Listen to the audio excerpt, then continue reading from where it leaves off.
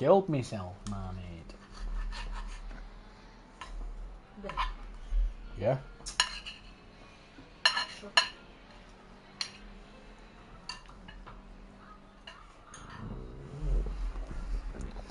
Why do you keep sounding like an elephant? That's my elephant noise.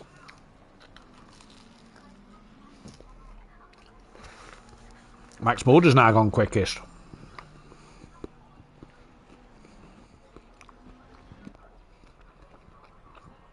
Rain is going to go to light rain in a moment. Or in half an hour.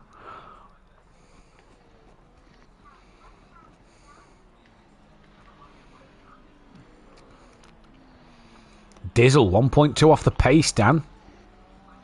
What's the lap time? What's the fastest? 43.1. 43.1. It's wet, though. It's wet. Fucking wet.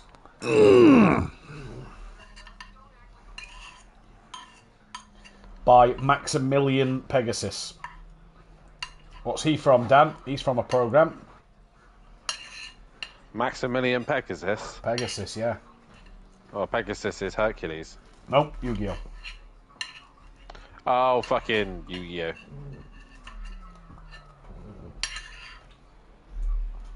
You're gonna have to come up and finish eating that upstairs, I think, dude.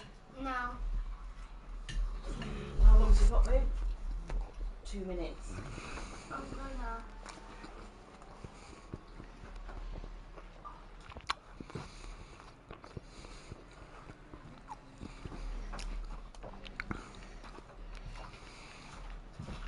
What's Floyd doing?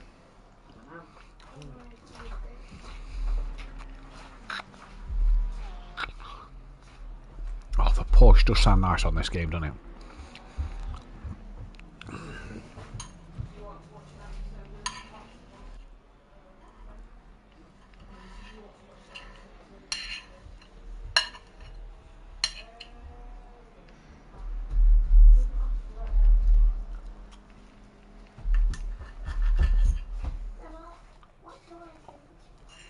Yeah, I think it's getting a bit too late, sweetheart. We could put something else on once you've jumped in the shower. But put something on a bit shorter. You had a late night last night, yeah? Yes, you can.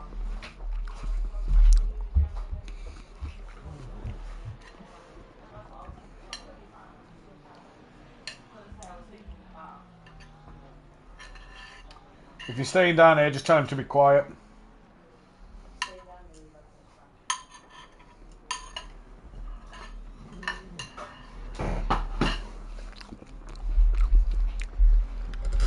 Have you got that Dr. Pepper, babe?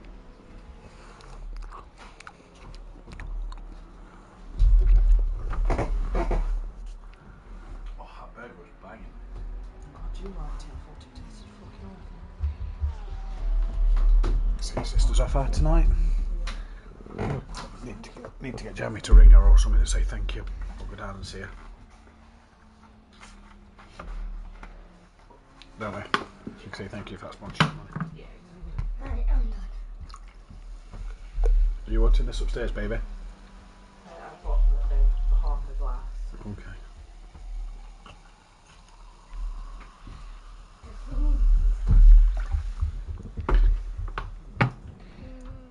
Love you, baby. Enjoy your time upstairs chilling. Just, thank you. Right, I was about to say shut that door, but you'd already done it. Right, I'm going to jump in the comms box. Tony, it's been an absolute fucking pleasure, and I can't wait to see some of your exciting comments in the chat. Choo, choo, choo, Tony.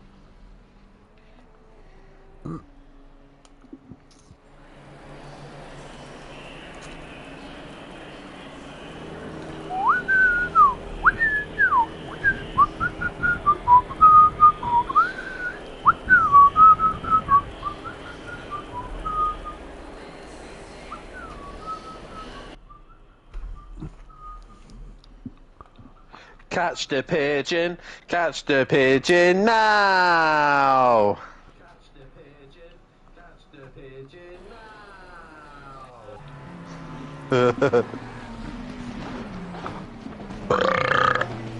Matthew Duffin, that was disgusting.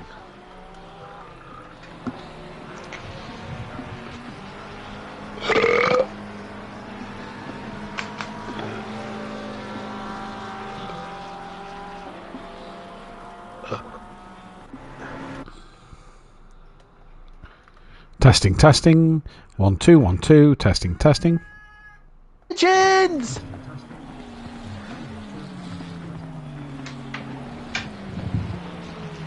Fucking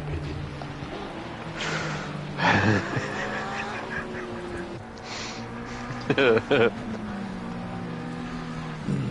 Did you know, Matthew Duffin, sometimes here at the Brickyard, if you look on top of the displays here, you can see some pigeons. Right. Ladies and gentlemen, we have a. Just wanted to let you know that. Could you imagine if that come through the fucking conservatory? Our lead during commentator. stream. Oh my God! It's an eagle! Get it out! Get it out! Catch the eagle now! That'd be quite funny, wouldn't it? Dan! Help me! Help me! What? There's a pigeon in my house! Oh look, some of the fucking lags are all over the shot again. It's the fucking server. Everybody's low green bar John Gooday. And Diego Flores. Diego Flores. Diego de Flores. Diego, he's gonna get fucking florid by my fucking Diego. Meant to be Diego. I'll be there and he'll be near. Baby, let's lick my ear. Wait, what? Yes.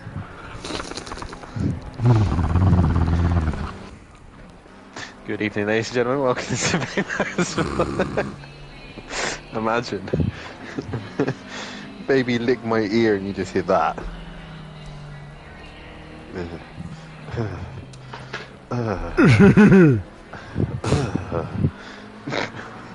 You sounded like fucking Aussie, man. Not a fucking clue, mate. Not a fucking clue. Are you? 69. What the fuck? I heard that horrible noise you just made.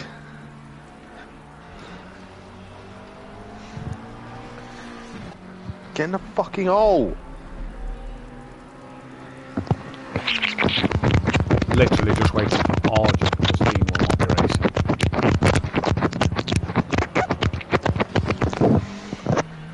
Look at John's fucking internet now. Fucking hell. I know. Right. 5. Wait. Okay. Okay.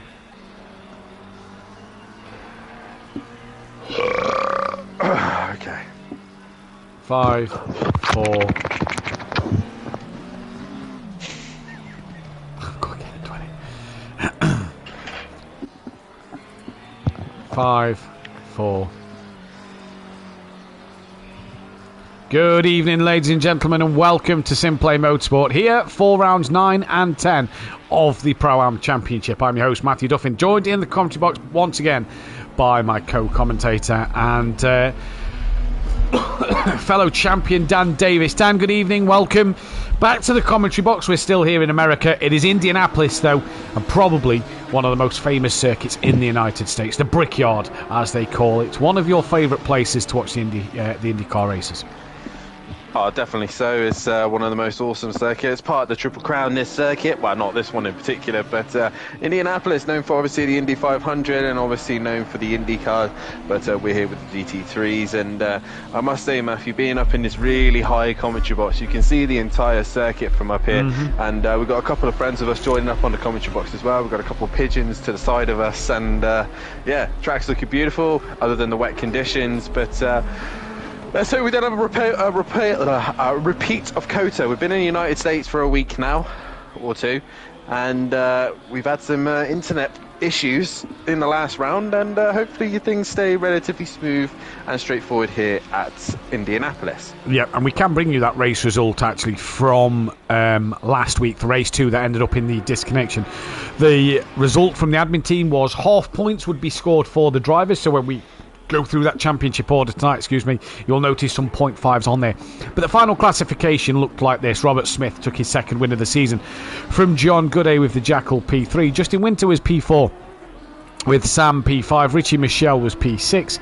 Kieran Argent 7th place with Brian Craig P8. Mark Tucker was 9th from Naval RTF Gomez. Mirko Ritchie from Diego Flores. Michael Dennis Hansen. Dizzle, Dean, Bjork Lund, DJ Phil, Bruno Diaz, Micro Jays, Paul Williams, Max Mulder, Dean Wasocki, Darren Bell, John Andrews, Astwen Borobex, Cranky Duckhead and Tim Venting brought up the rear. That was the way the results was, and that meant that it became a championship with half points scored for the Pro-Ams. The other result of that, it meant that nobody's drop score counted for last week. Now for the pros, everything ran smoothly and fine. So their drop scores would have still counted, but for Pro-Am it will not count. So we said at the beginning of the season that it will be round 11 or week 11 and 12 that will not count for the drop scores. For Pro-Am it will be the Kota and round 12 week that will not count for drop scores. Leaving the championship looking like this. Dizzle leads the way on 221 points. Closely followed then by Max Mulder, who is 16.5 points behind. John Gooday then lines up in P3. From then, Richie Michelle on 194.5 points. Sam is not here tonight. He's on 172.5. Then it is S2M Borobex, who is down in P11 at the moment. He's on 169.5, tied with that of Justin Winter. He's starting to come good in his Porsche. Robert Smith not here tonight on 145.5. B. Craig is then next on that list, not having the greatest of practice sessions at the moment, down in 12th place, but he's running P9 in the championship, 140.5. Then before Tim Venting, who won his first race last week and took his first pole, he's currently looking good at the moment as well. In P11 it is Bruno Diaz, who's going great guns so far in his Lamborghini. He's on 122. P. Williams, injured arm and all, racing tonight, and he's P12 in the championship, 118 points. Fat Bloke not here on 115. Kieran Argent should be here. He said he might miss race 1 due to work, but he will be back for race 2. He's P14. Mirko Ritchie then, who's where is he? He's down the order in P8 at the moment. He is 15th place.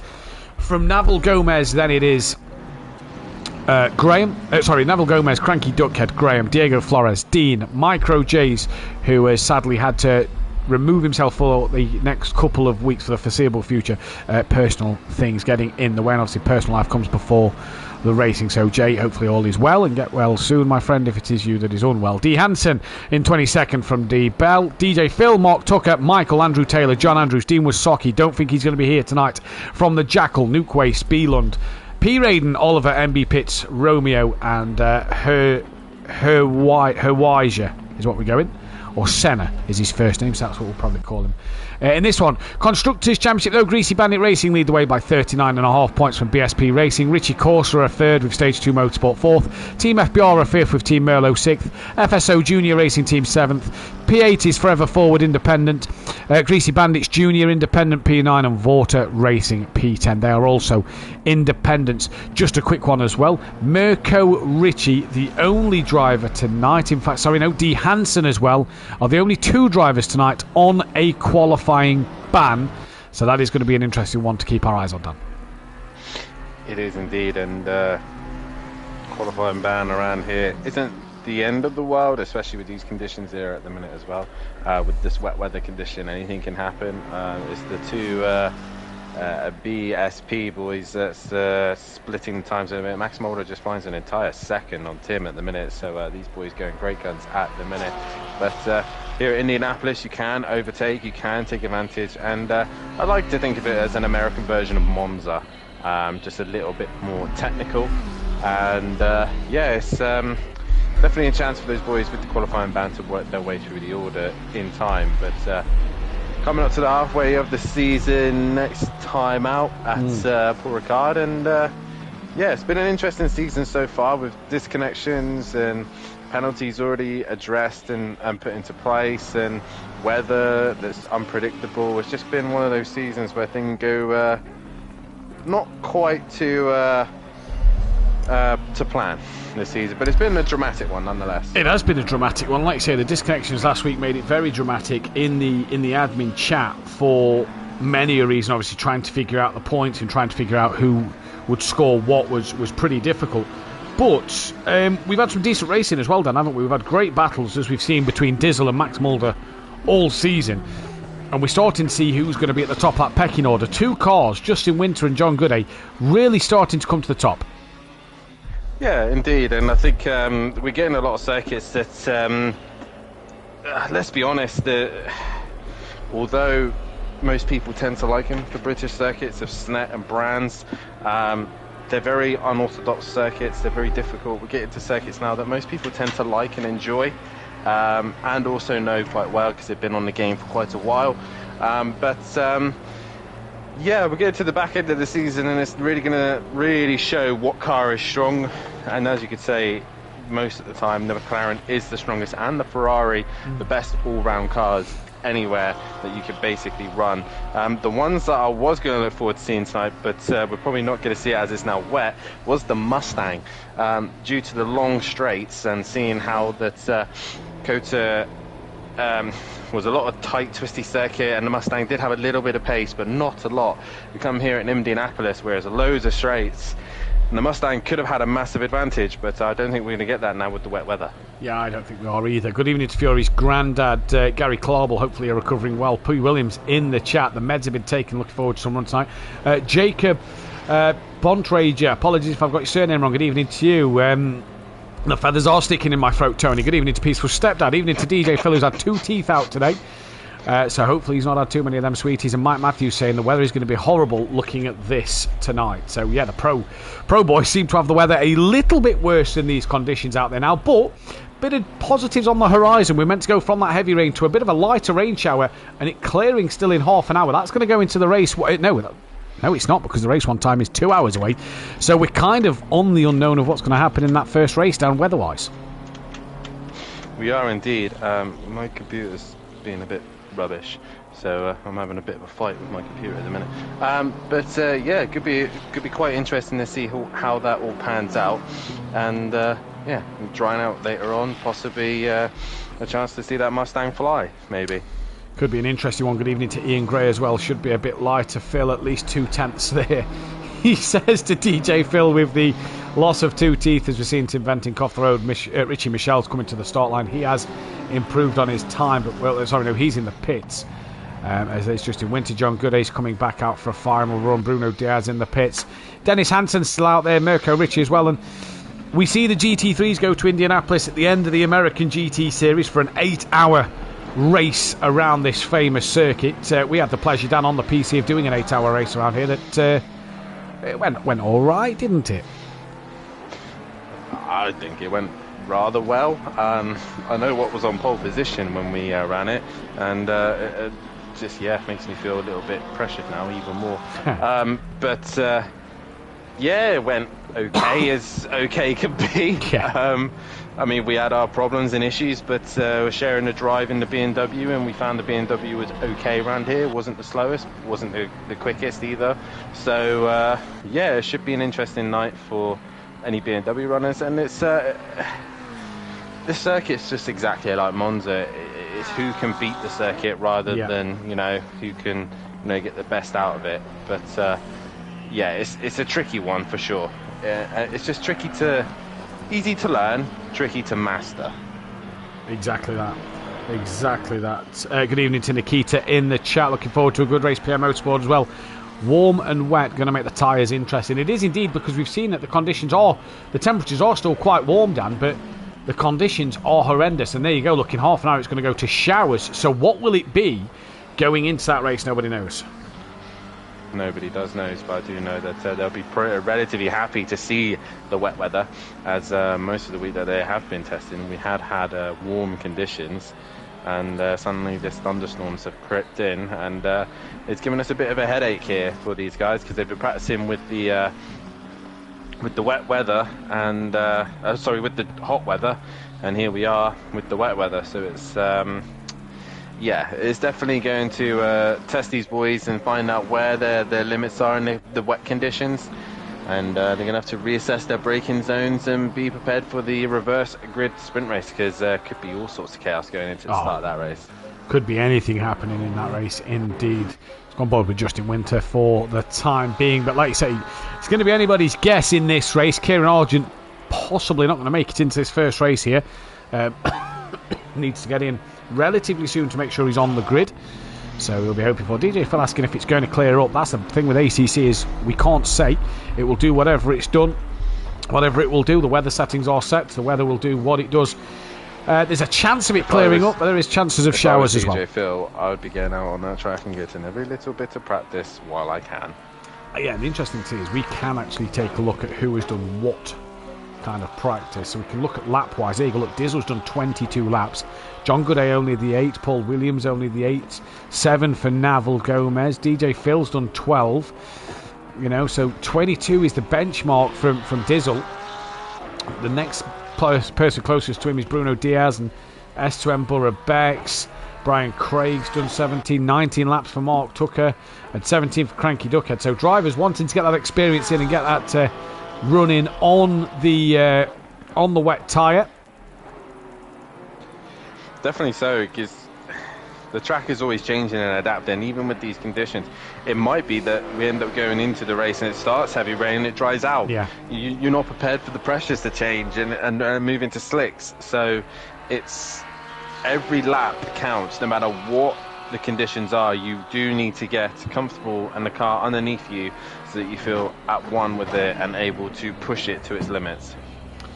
Indeed you do, as Justin Winter there gets that one horribly wrong, and he's going to have to go again for another lap. 2 minutes 2 left on the clock, so we should be able to get one more fast run in. The 666 will be the next one on a flying lap. That is Dennis Hansen, and some of the new drivers get their drop scores today. Should have had them at COTA, but will get their drop scores today, and that is for the likes of Eckholt and just Eckholt, in fact, to be fair, with COTA not being a drop score. Rasenberg will get his drop score come in for this one. So yeah, should be an interesting one, obviously, as well as Ben and Wesley Kuiper, who don't have a drop score yet due to the fact that we're not using COTA as the drop scores. I did forget to mention, Matt, this round, you remember a particular two-time champ making a bit of a mess of this circuit a couple of seasons ago on Project Cars 2, and Fury as well. Managing to do so on Project Cars that I thought was never really possible. But, at least we forget what happened, Dan. Please do fill the chat in on what happened. Who are we currently on board with at the minute? I can go on board with John Gooday, who's coming around that corner. If we go on board with John Gooday, as John Gooday comes into this final chicane, Fury comes into the final chicane and he has a little bit of an incident coming out into the final corner, drops the car and manages to somehow rip the wheels off on Project Cars, which I didn't actually think was possible. He also managed to go to space on Project Cars as well, which was new. Yeah, so as he's managed to do that, Gary's been collected in this incident, and as he's gone back to avoid going back all the way around the circuit, he's tried going backwards into the pit lane, and the game started to give him a warning to say get disqualified otherwise. And obviously we were stuck on one screen seeing Fury on the roof, and we see a tail between his legs Gary driving back past with no rear wing, no nothing, and I'll tell you what, it's probably one of the funniest things I've ever watched on SimPlay Motorsport. Absolutely hilarious. Ghosted through and come back around on the ghost, and yeah, that was it. It was it was rather funny to watch, as well as Sutty sending in on Disco and you, and it kind of scared you a little bit, Dan, as he lunged into turn one in that same race. It did scare me. I know what Sutty's like on Project Cars 2, especially in that Lamborghini. If a Sutty send it wasn't coming, I didn't know what was going to happen, because Sutty always used to send it on Project Cars, and being a very easy enough corner to send it on. It was more likely Sutty was going to send it. Well, just Darren Bell and Björk Lund out there to finish practice, and then we can get into that first race. Still no Kieran Argent, so if he's going to make it in for race 1, he needs to get in now if he's to take his grid spot, because I do believe it'll push him to the back of the grid if he's not in as the race confirmed. So here comes Darren Bell to finish his session. Björk Lund currently 3.1 seconds off the back. Kieran Argent's had a good start to his championship as well, and he's not in. And there we go, Dan. It is a dry green track to start the race. Yeah, and obviously these boys are probably thinking, oh, half an hour until it's raining, so it's pretty much a dry race. Yeah, don't let that fool you, because that might completely change, because you may be getting yourself prepped and ready to go racing, and next thing you know, they've decided that the way that ACC works, that 30 minutes suddenly moves a lot quicker in just a couple of minutes. So yeah, watch that to change pretty rapidly, I would say. But yeah, this should be an interesting race. Dry conditions, they've been testing in the wet, now we're in the dry. This could go all sorts of weird ways now. This could go any way, to be fair. Who are you tipping from this position to win? I haven't got a clue. Honestly, haven't got a clue. It could be literally anyone. 30 seconds.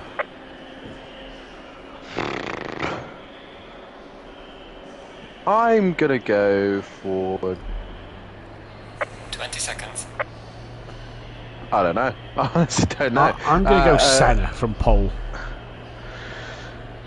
I'm going to go Dennis. 10 seconds. Evening to Tracy in the chat, who says, hi Dan, long time no chat. There we go. Hello. Hello to me, and not to Matt. He is here as well. Yeah. John Andrews has missed the start of this race, so he'll have to go from the pit lane. That's painful. Tracy in the chat saying that Max is going to win. 20-minute race for Max to win from the back. It's possible. It just depends on if this. It just depends on if this weather comes, doesn't it, towards the end? I mean, it's doable, and also it's about strategy. A lot of these guys needs to learn the strategy. I figured it out quite quickly at Brands Hatch what I needed to do, and managed to get myself on the podium. So it is doable, and at a circuit like this, it's even easier. So a track that you can overtake, a track you can run in clean air. John Andrews is going to start from pit lane. That's going to be a long pit lane for him to get himself out of. It's going to take him a while as well.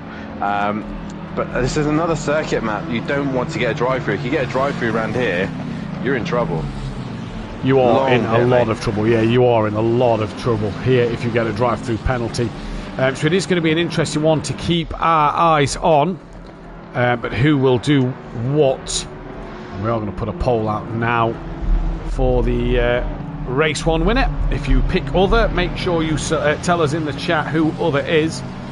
But yeah, this is going to be an interesting race for sure. This is going to be a fascinating one to keep our eyes on. So with John Andrews dropping down the order now, it'll be Senna on pole from that of Björk Lund, Mark Tucker from DJ Phil, Dennis Hansen from Darren Bell, Dean from Naval Gomez, Cranky Duckhead, Mirko Ritchie, Diego Flores, P. Williams, Bruno Diaz, Tim Venting, B. Craig, Justin Winter, Esteban Burbex, Richie Michelle, John Goodey, Max Mulder, Dizzle and John Andrews will be starting from the pit. So the only 2 BMWs in this race will be at the back of the pack, and if Kieran Argent was to get in now, he would be starting from the pit lane as well. Now whether it gives him the 2 minutes or the 30 seconds, I'm not sure, but either way it's going to be interesting. Now I do have one of the driver's streams up. It is 1:03 already, so this is where that weather comes into play. We have that 2 minute countdown, we've got the outlap of pretty much 2 minutes. It'll be 8:04 by the time they get into the start line, I'd imagine. So that's already 4 minutes, that half an hour gone. So this is where it could come in at that back end of the race. Definitely so, and we found that in the Pro that a couple of seasons ago, when the rain comes, it comes very quickly, and you're going to have to react pretty quickly to it, and then decide from there what you're planning to do with tyres, strategy, pressures. It all starts to go a little bit pear-shaped. So we'll see how these boys get on if that rain comes. If not, they're really going to have to start thinking about their pit strategy, because they don't want to come into the pits early on and then have to stop again. Yeah, They do indeed. But for round 9 of the season, they round the final corner. Very slow approach from Senna here towards the line. He's making sure everybody is in line, and he's going to take them there. But who is going to be the race winner in this one?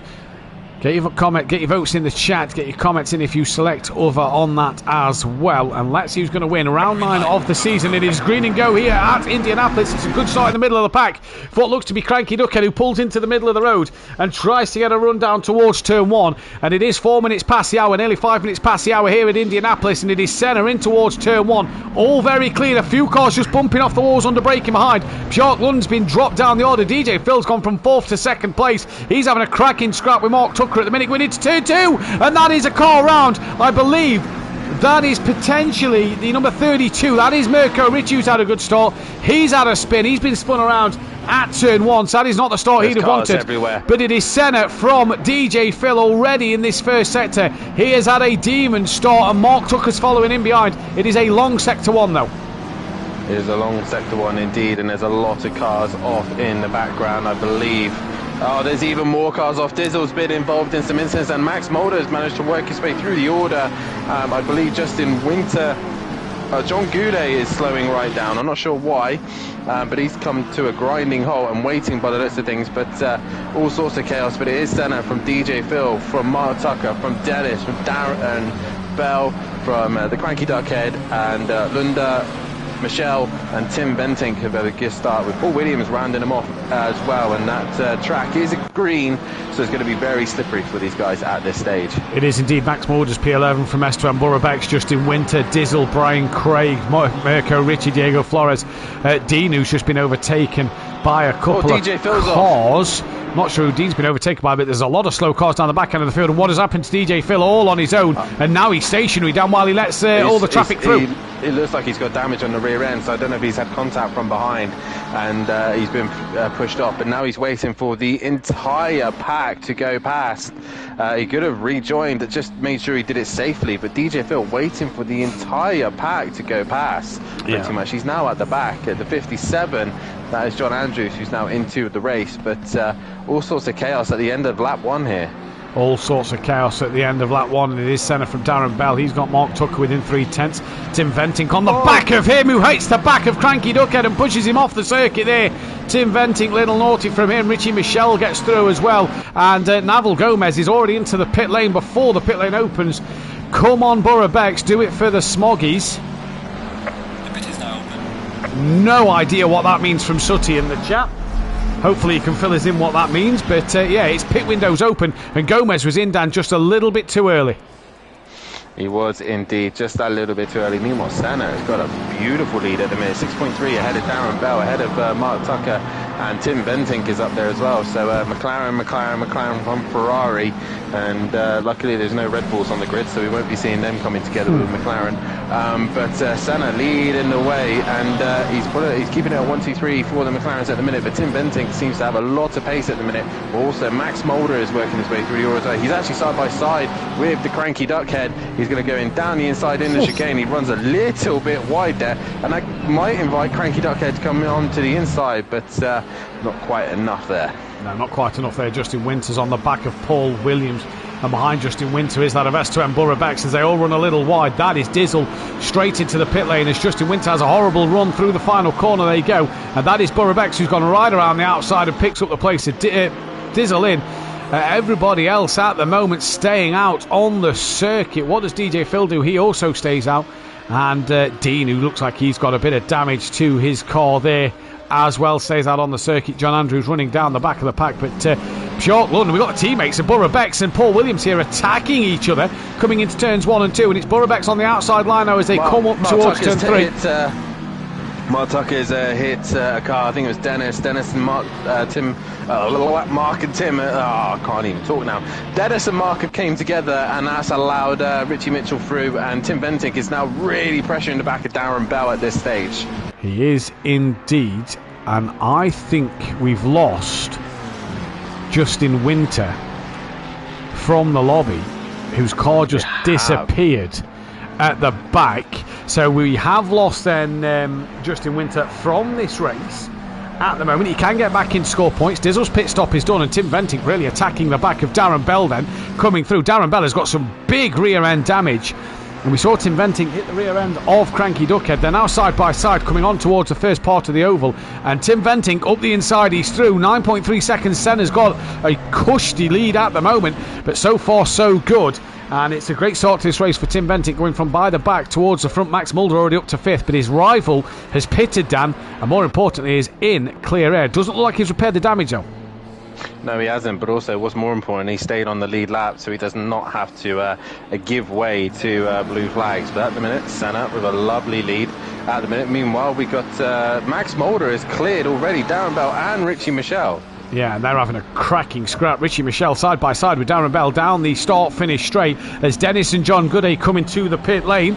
And up the inside goes Richie Michelle. Has Dennis just got a bit too much rear-end damage on that car to do anything about it? Max Mulder now looking to try and pull away and catch on to the leaders. Borough Becks has cleared that of Björklund as well. So he's got through. Brian Craig now on the back of Paul Williams. Down the order, we've got Diego Flores, who was on the back of Mirko Ricci. He's round at turn 1.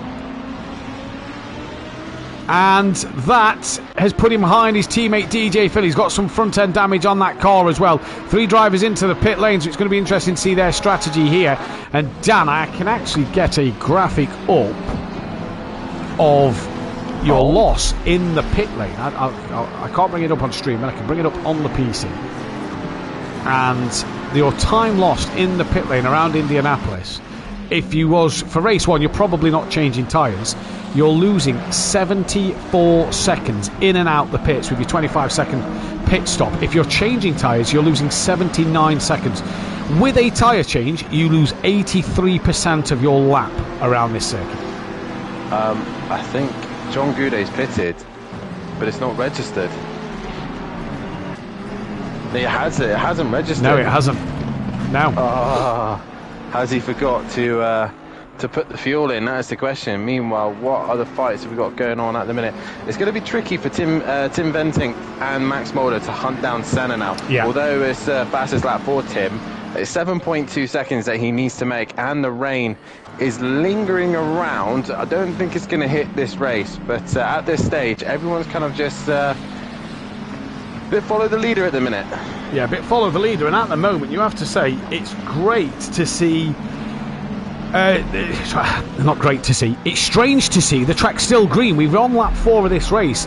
It's still not rubbered in, so it goes to show the amount of rain that was there in practice. This track still hasn't rubbered in.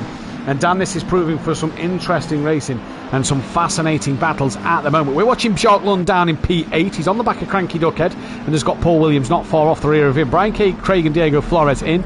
Dean and John Andrews have their pit stop done. Still no Justin Winter back in the lobby yet. So that must be his own problem.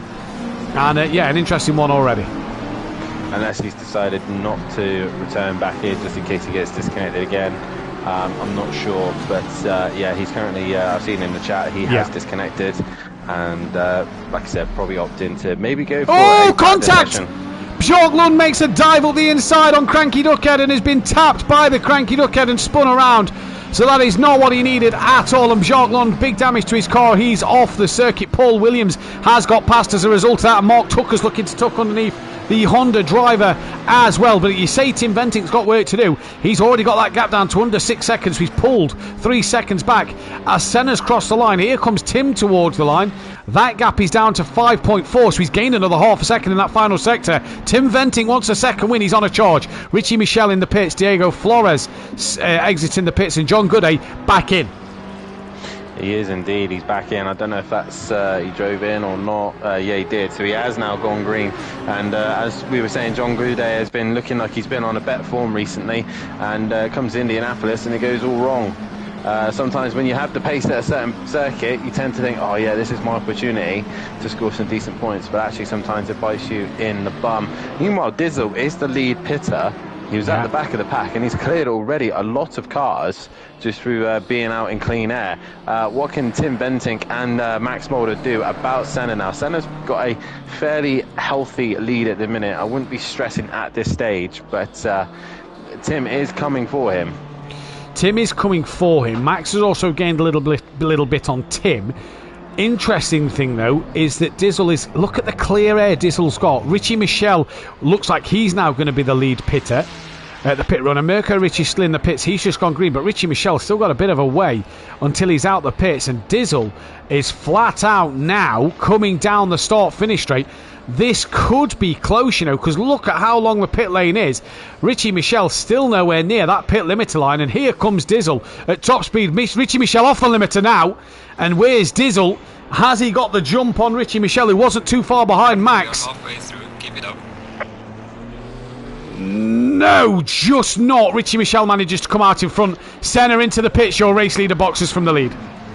He does indeed. Meanwhile, there is a great little scrap going on at the minute between 6th, 7th and 8th of Mark Tucker, Cranky Duckhead and Paul Williams. And Paul Williams pulls the plug and goes into the pits, trying to undercut the cars in front as he's stuck behind them at the minute. But meanwhile, Darren Bell has got Esteban Borobex, who had a really, really difficult COTA, and he looks like to have a stronger Indianapolis, but he has got quite a bit of damage to the front of that car. Yeah, as Darren Bell has a bit of damage on the rear as well. Dizzle on the back of pressure. Richie Michelle, and NF Gomez is the one who's got to still pit down the order. He pitted just as the pit window opened, so he's still got to pit again. That could lose him that lap to John Gooday, who's now 2 laps down, looking his 19th place, so you have to feel for him. Senna's already done his pit stop. These two are nowhere near going to get the jump over Senna on the undercut, so Senna's done his stop and is coming out the pit lane now. I say they're not going to get the jump now. They've still got a couple of corners to go. Exit. Yeah, I think he's okay over these two. I think he's okay. He should be. Who's just passed him? That is the car 38. That is Dean's unlapped himself then. So not everybody's on the lead lap at this moment in time. These two are going to get the jump over Bruno Diaz and Paul Williams. But yeah, look, Senna off the limiter. He's already now braking in towards turn 1. And he's already out the pit lane. Bruno Diaz has done it, and these two not even into turn 1. So Senna looking like he's going to get the jump. Borobex right up the rear end now of Darren Bell. Do any of these two think of pitting? No, both of them stay out on the circuit. As does Tim Venting and Max Mulder. 4.4 seconds is that gap. So they're going for a bit of a longer pit strategy here and going for that overcut. Indeed, or are they waiting just in case the rain turns up? That's the other thing. I mean, I don't think it is going to turn up, and right now it's all about when do they all pull the plug. Paul Williams and co are all certain that it's not going to rain anytime soon, but Richie Michelle still trying to stay ahead of Dizzle. Dizzle trying to use that advantage of the just knowledge, but it's in better, drier conditions, as we've got quite a few cars into the pits. We've got Cranky Duckhead in, and we've also got DJ Phil and also Gomez as well. But Tim Ventink, Max Mulder leading the way, 1-2 at the minute, but Darren Bell and Esteban Borobex still having a great fight at the minute. Yeah, we've also got Paul Williams, Mirko Ricci and Dennis Hansen having a great scrap. These have all pitted. This is for 12th, 13th and 14th place. I believe they've swapped around a little bit, and it is Mirko Ricci ahead of Paul Williams. Now Dennis Hansen gets up the inside and goes past Paul Williams as well, so they've just changed places a little bit there too, so great stuff from them. So let's see, here we go. Going to be an interesting fight. Dizzle's lost out a bit to Mirko Ricci. That could be due to the damage, but they have cleared Cranky Duckhead and DJ Phil, who get dropped and released at the same time. And look at that, DJ Phil actually near enough getting alongside Cranky Duckhead, so just being dropped a little bit before the Cranky Duckhead there. And yeah, just about a quarter of a car length through. DJ Phil just trying to sort of weave to get alongside him. You're not going to be able to do that on the limiter. They go a lap down to Tim Ventink and Max Mulder. Them two seem to be matching evenly on pace, because Max cannot close that gap to Tim Ventink at all. Borobex is in. He's got past Darren Bell, who's also into the pits himself. Mark Tucker is, I believe, looking like he's going to come in. Yes, he is. And what about Björklund? Björklund is in the pits, and Cranky Duckhead, who's been having a cracking battle all race, has got himself a stop-go penalty. What a shame for him. That is painful. That is painful to see. It's the worst thing you want, and it's probably the hardest circuit as well to get it stopped, because it's on a corner, it comes around pretty quick, and the board just comes up you very, very quick. So you might see that a few more times yet, but your two leaders at the minute, the two BSP Racing boys, still extending that gap as much as they possibly can. I'm currently watching the Dennis and Richie fight at the minute, and it's a great little scrap between these two, McLaren versus McLaren. But which one is going to come out on top with Dennis with the lights beaming out the back of that McLaren, trying to find a way through on the 32, and it's going to be difficult to do, especially on a car that's very similar to his and has a lot of pace, probably running slightly different setups, but it's all about reducing the wing. And it looks like he may have got a run now into the chicane. He's looking to the inside, but not quite strong enough on the brakes, and enough for that Michelle Ritchie goes wide, and that is it. Dennis gets the job done. He does indeed. We've got Bruno Diaz in the Lamborghini chasing down Paul Williams in his Lamborghini, and Tim Venting now pulls the trigger on the pit stop. So Burrabex has just come out the pit lane literally, and where is Senna? Senna's coming through turns 4 and 5. So Senna on his way down the back straight now as Tim Venting is stationary and stop go for speeding 64. In the pit lane. That is the 64. That is now Darren Bell. So his fight with Esteban Burrabex, not only has it been put to bed due to a poor pit stop, he's just come out behind that of Bruno Diaz. He's now got, who's a bit sideways? Believe that was Mark Tucker, it was. He's now tumbled down the order, and he's now behind that of Bruno Diaz. So a few changes here, but yeah, you have to feel then for Darren Bell, he's got a lot of work to do. Justin Winter has got back in, will not be able to score points in this first race. He's not going to complete the 75% race distance. But obviously it will not go down as a qualifying ban due to it being an internet disconnection. Paul Williams now, though, is hunting down the back of Mirko Ritchie once again. But just keep your eyes on Senna. Where is he? Coming into that final corner now. Tim Venting has just been released and away. So as Tim Venting's down the start straight, I think Senna's got more than a gap here, you know, Dan, to pull a couple of car lengths ahead.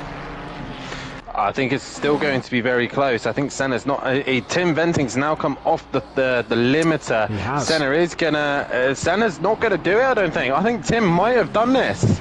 Yes, he has. So Tim Venting has pulled the strategy, an absolute blinder. He's come out just on the back of Dean. Dean moves straight out the way. So for Tim Venting, the overcut has worked for him. Max Mulder is now in and stationary. Cranky Duckhead, I believe he's on his way out from his stop go. What does Darren Bell do? Does he come in this lap? He is going to, yes. So this is going to haunt him. DJ Phil and Jacques Lund are going to get past in all of this kerfuffle. As we're looking at Bruno Diaz, who is trying to hunt down Paul Williams once again. He's got Mark Tucker behind him. Stop go cleared for the Cranky Duckhead, but it is put in behind John Williams and not Navalati Gomez. But for Cranky, you have to feel sorry for him, because he was in this fight really here after his pit stop, and it went horribly wrong for him. He's just pushing the limits a little bit too much on the pit lane, trying to get every little bit out possible as he can. I'm currently watching Max. He's been dropped and is on his way out. Tim Venting is in the far end, now entering the final chicane, the final sector, and Max has timed that pretty well. The pit window has closed, so he may not get Tim, but will he get Senna? That is the question. Well, it's going to be an interesting one to keep our eyes on. Tim Venting's now coming round that start straight. Let's go back down to Brian Craig, though. He's in a fight with Mark Tucker. Justin Winter is out the pits. It's track time for Mark Winter now. He's better off staying out of everybody's way. And here we go then. Brian Craig on his teammate, who's trying to catch onto the back of Bruno Diaz, who's losing out to Williams. He's lost out to Ritchie. Ritchie's trying to gain on the back of Dennis Hansen again. But Tim Venting rounds turn 1. Senna rounds turn 1. Max Mulder rejoins in P3.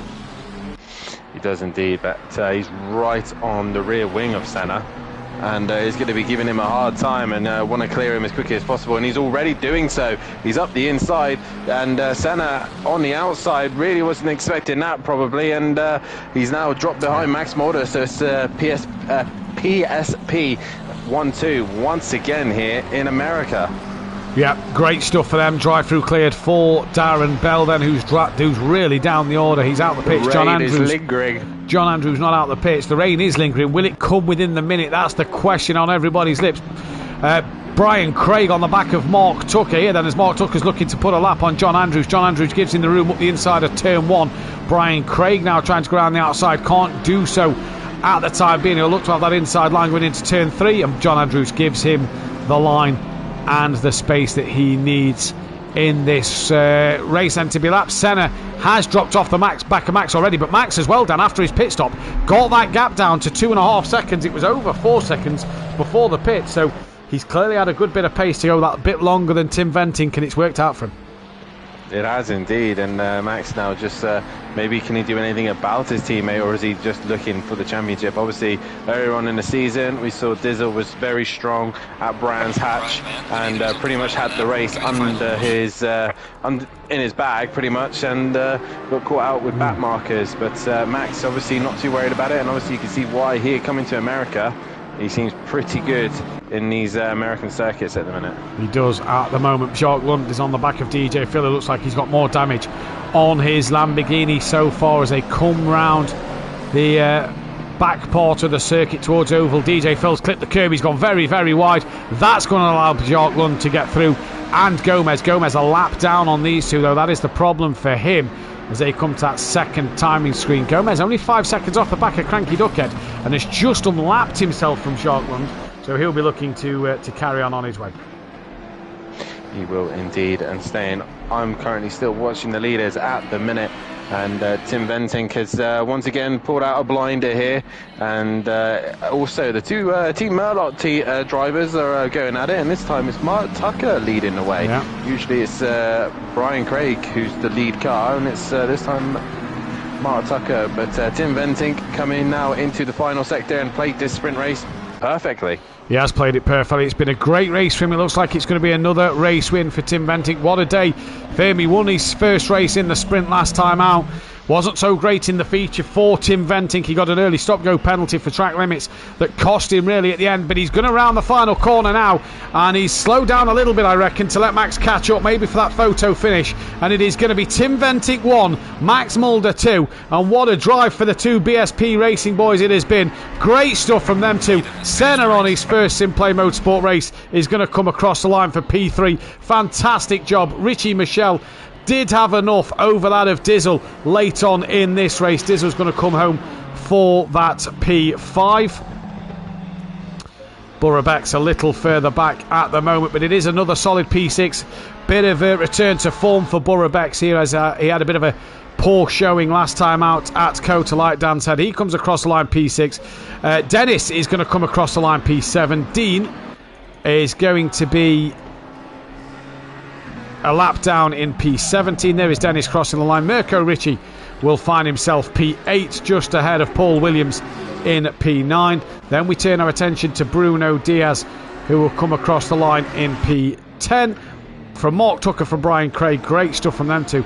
So that is Brian Craig 12th, Mark Tucker in 11th. It is Bruno Diaz then who came across in 10th. As the rain, literally, Dan, the rain has just started to fall at the very end of this race, and we've got a couple of drivers still left on out there. Yeah, we have got a couple of drivers still out there, but the top three, I'm still on board with them, thinking that the race is done, and they're still racing each other, even though the race is finished. Oh, as John Gooday on the line has just pipped Diego Flores for 16th place. That is fantastic for John Gooday in what has been a nightmare race for him. He manages to pip Diego Flores 15th to the line for 15th place. It is all points at the end of the day. That is the bonus for John Gooday. John Andrews down in 21st. And Lund, where did Lund come across line? P13. So the rain falls down right at the end of the race, and it looks like it's getting heavier. We, though, will take a quick break, and we'll be back for race 2 momentarily. Don't go anywhere.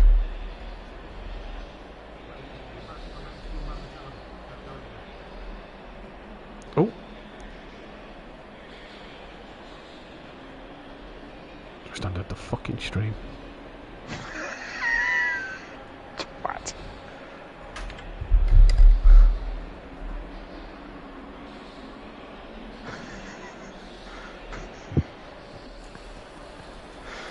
Oh God, you idiot. Green light, give it all you can.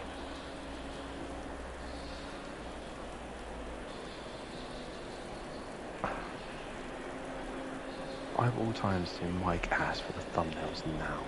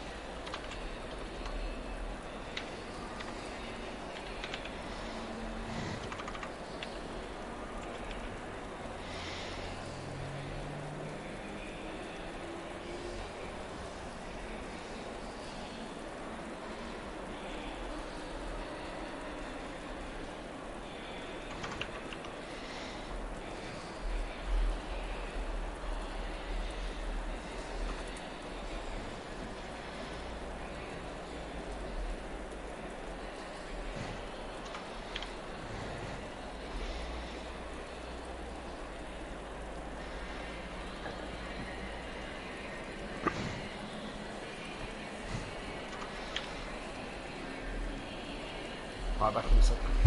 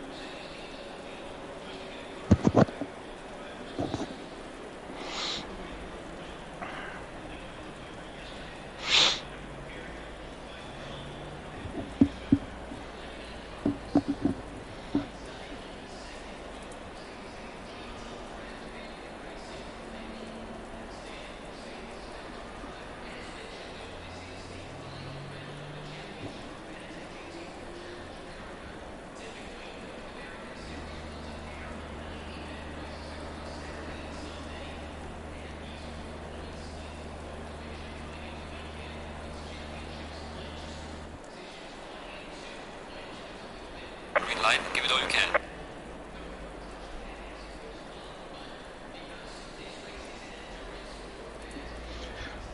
Man, where are you?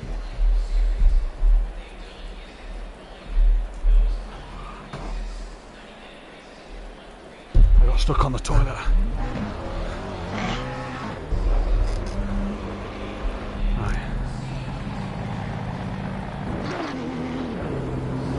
Welcome back then, ladies and gentlemen, to the qualifying here for Indianapolis. It is the next round, round 10 of the championship.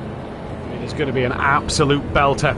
Mirko Ricci and Dennis have a qualifying ban, so they should be two of the drivers to stay in the pit lane. Apologies for the disruption in the stream. I pressed the wrong button in changing the screen, so that is all on me. I do apologise about that one. But Dan, a cracking first race to this to the evening, and I believe we do.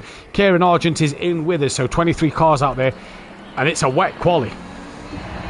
It is a wet quali, and it looks like the rain is going to ease off later on as well. But how much does it ease off? That's the question. Some guys might be waiting in the pits just to see if this rain will ease off ever so slightly, but we'll also just get some lap times on the board. It is Gomez who's the first one back out on track, and we'll see if this rain linger around for the race. But at the minute, this is what we've got for qualifying, and once again it was the BSP boys that looked very strong.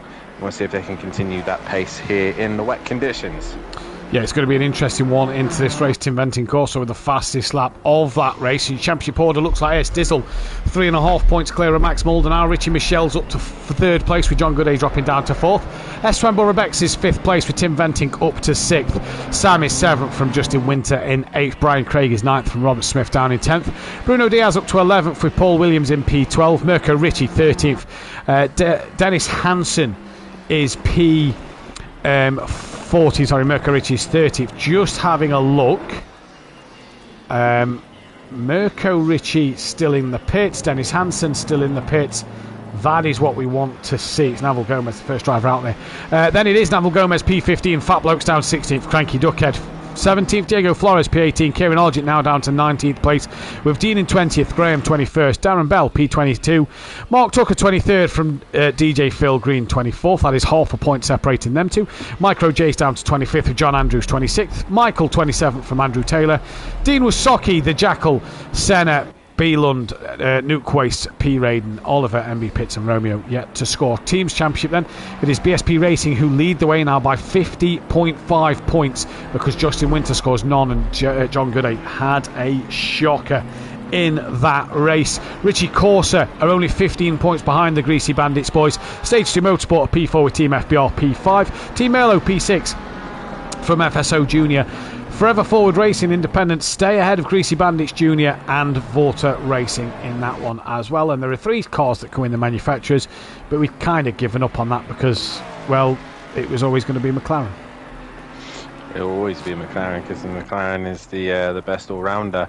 And yeah, I do a little bit of research into ACC, and since the 1.9 update, the McLaren is probably the car to choose at the minute. It's the best car, all-rounder, and yeah, and most streamers and YouTubers that I've seen and done reviews on most cars say that it's a little bit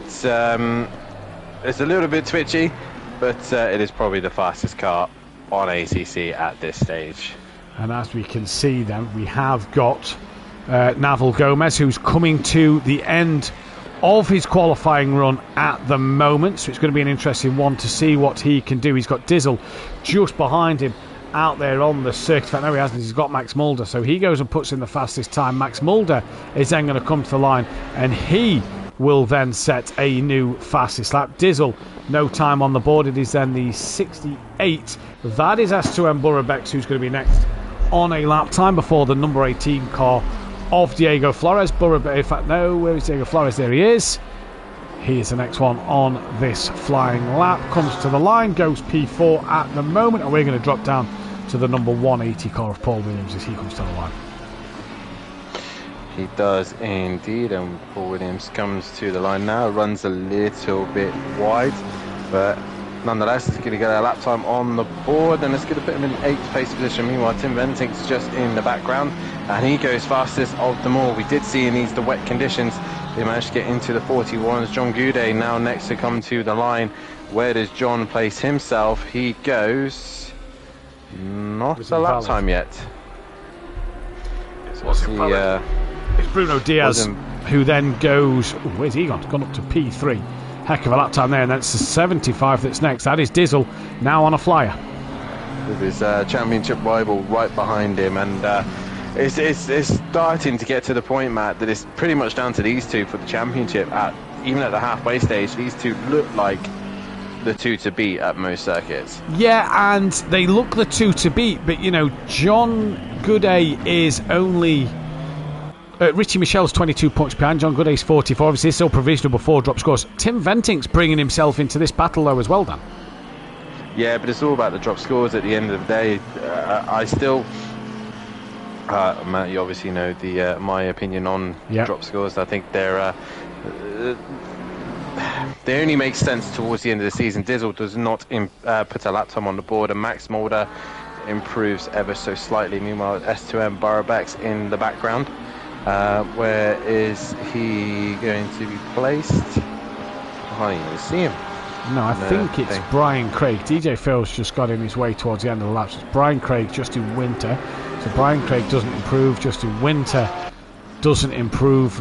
Richie doesn't improve. Mark Tucker's coming to the line. He didn't improve. P. Williams is coming to the line. He improves to P9. Tim Venting increases his gap at the top of the standings as well. So he's improved to 0.8 of a second better off. Car 57's just got a yellow flag. So now we turn our attention again to Dizzle and Max Mulder. And Max is really having a scrap with Dizzle on the back straight. They are indeed, and all they're going to do is just hold each other up to allow other cars to work their way up the order ever so slightly. But they obviously want a lead position. Max has actually stopped, and I think he's going back to the pits. Yes, he has. Bruno, meanwhile, is quietly minding his own business, and we looked a little bit into the BOP system for this circuit, and at this circuit, the Lamborghini actually puts quite a bit of weight on. So the Lamborghini, quite a strong car around Indianapolis, and Bruno to the line now does not improve and stays P3 at this stage. Yeah, it is Dizzle who is the next man on a lap. Not sure where Max Mulder has gone.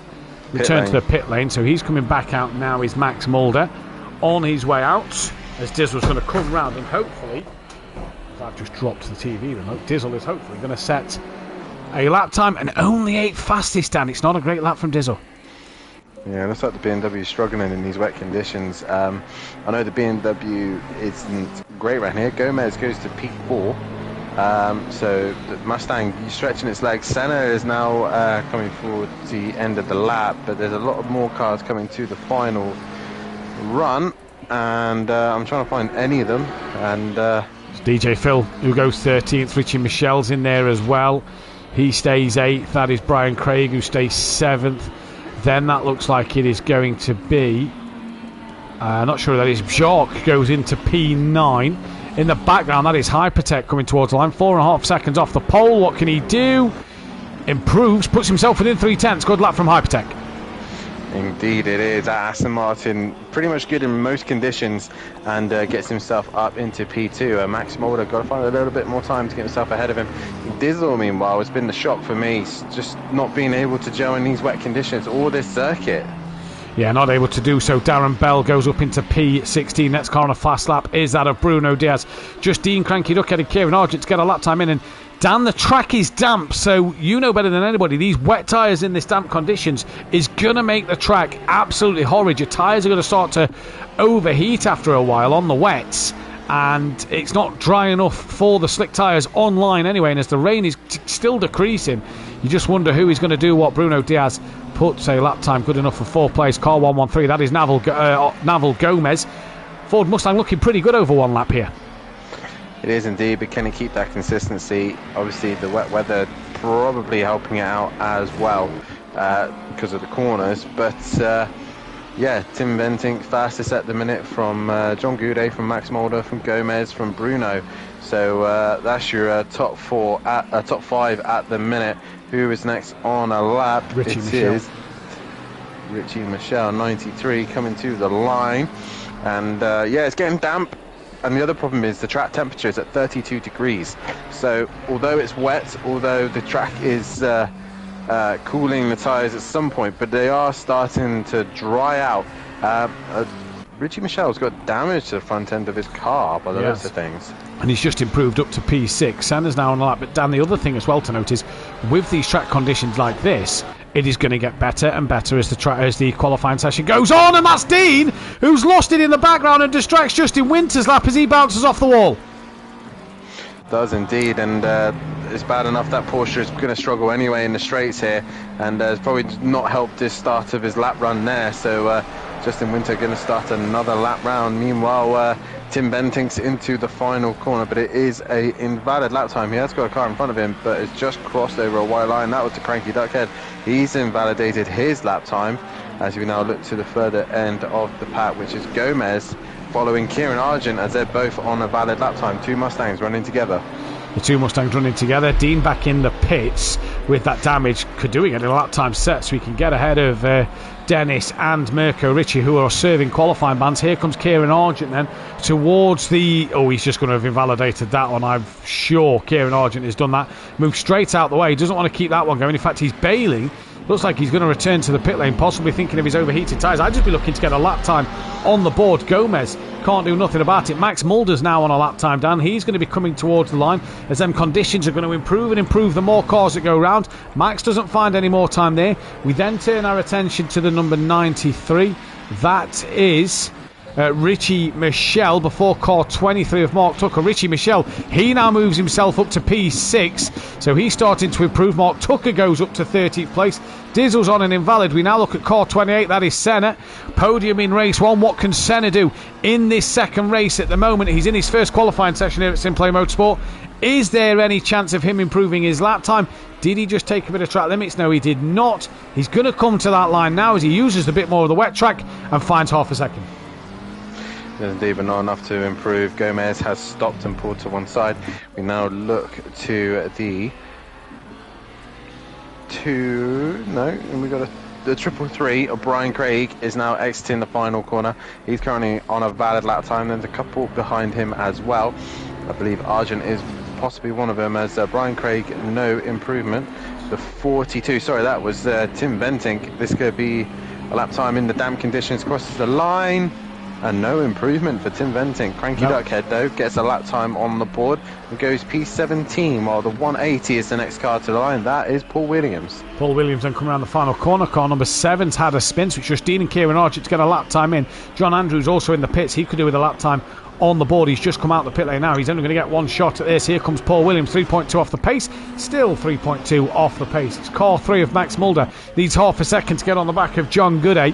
And I think has just possibly invalidated his lap. Yes, he has. The next one is the 93 once again, and Richie Michelle still not coming to repair that damage, as Richie Michelle clearly feels comfortable. Good evening to Richard Beasley in the chat.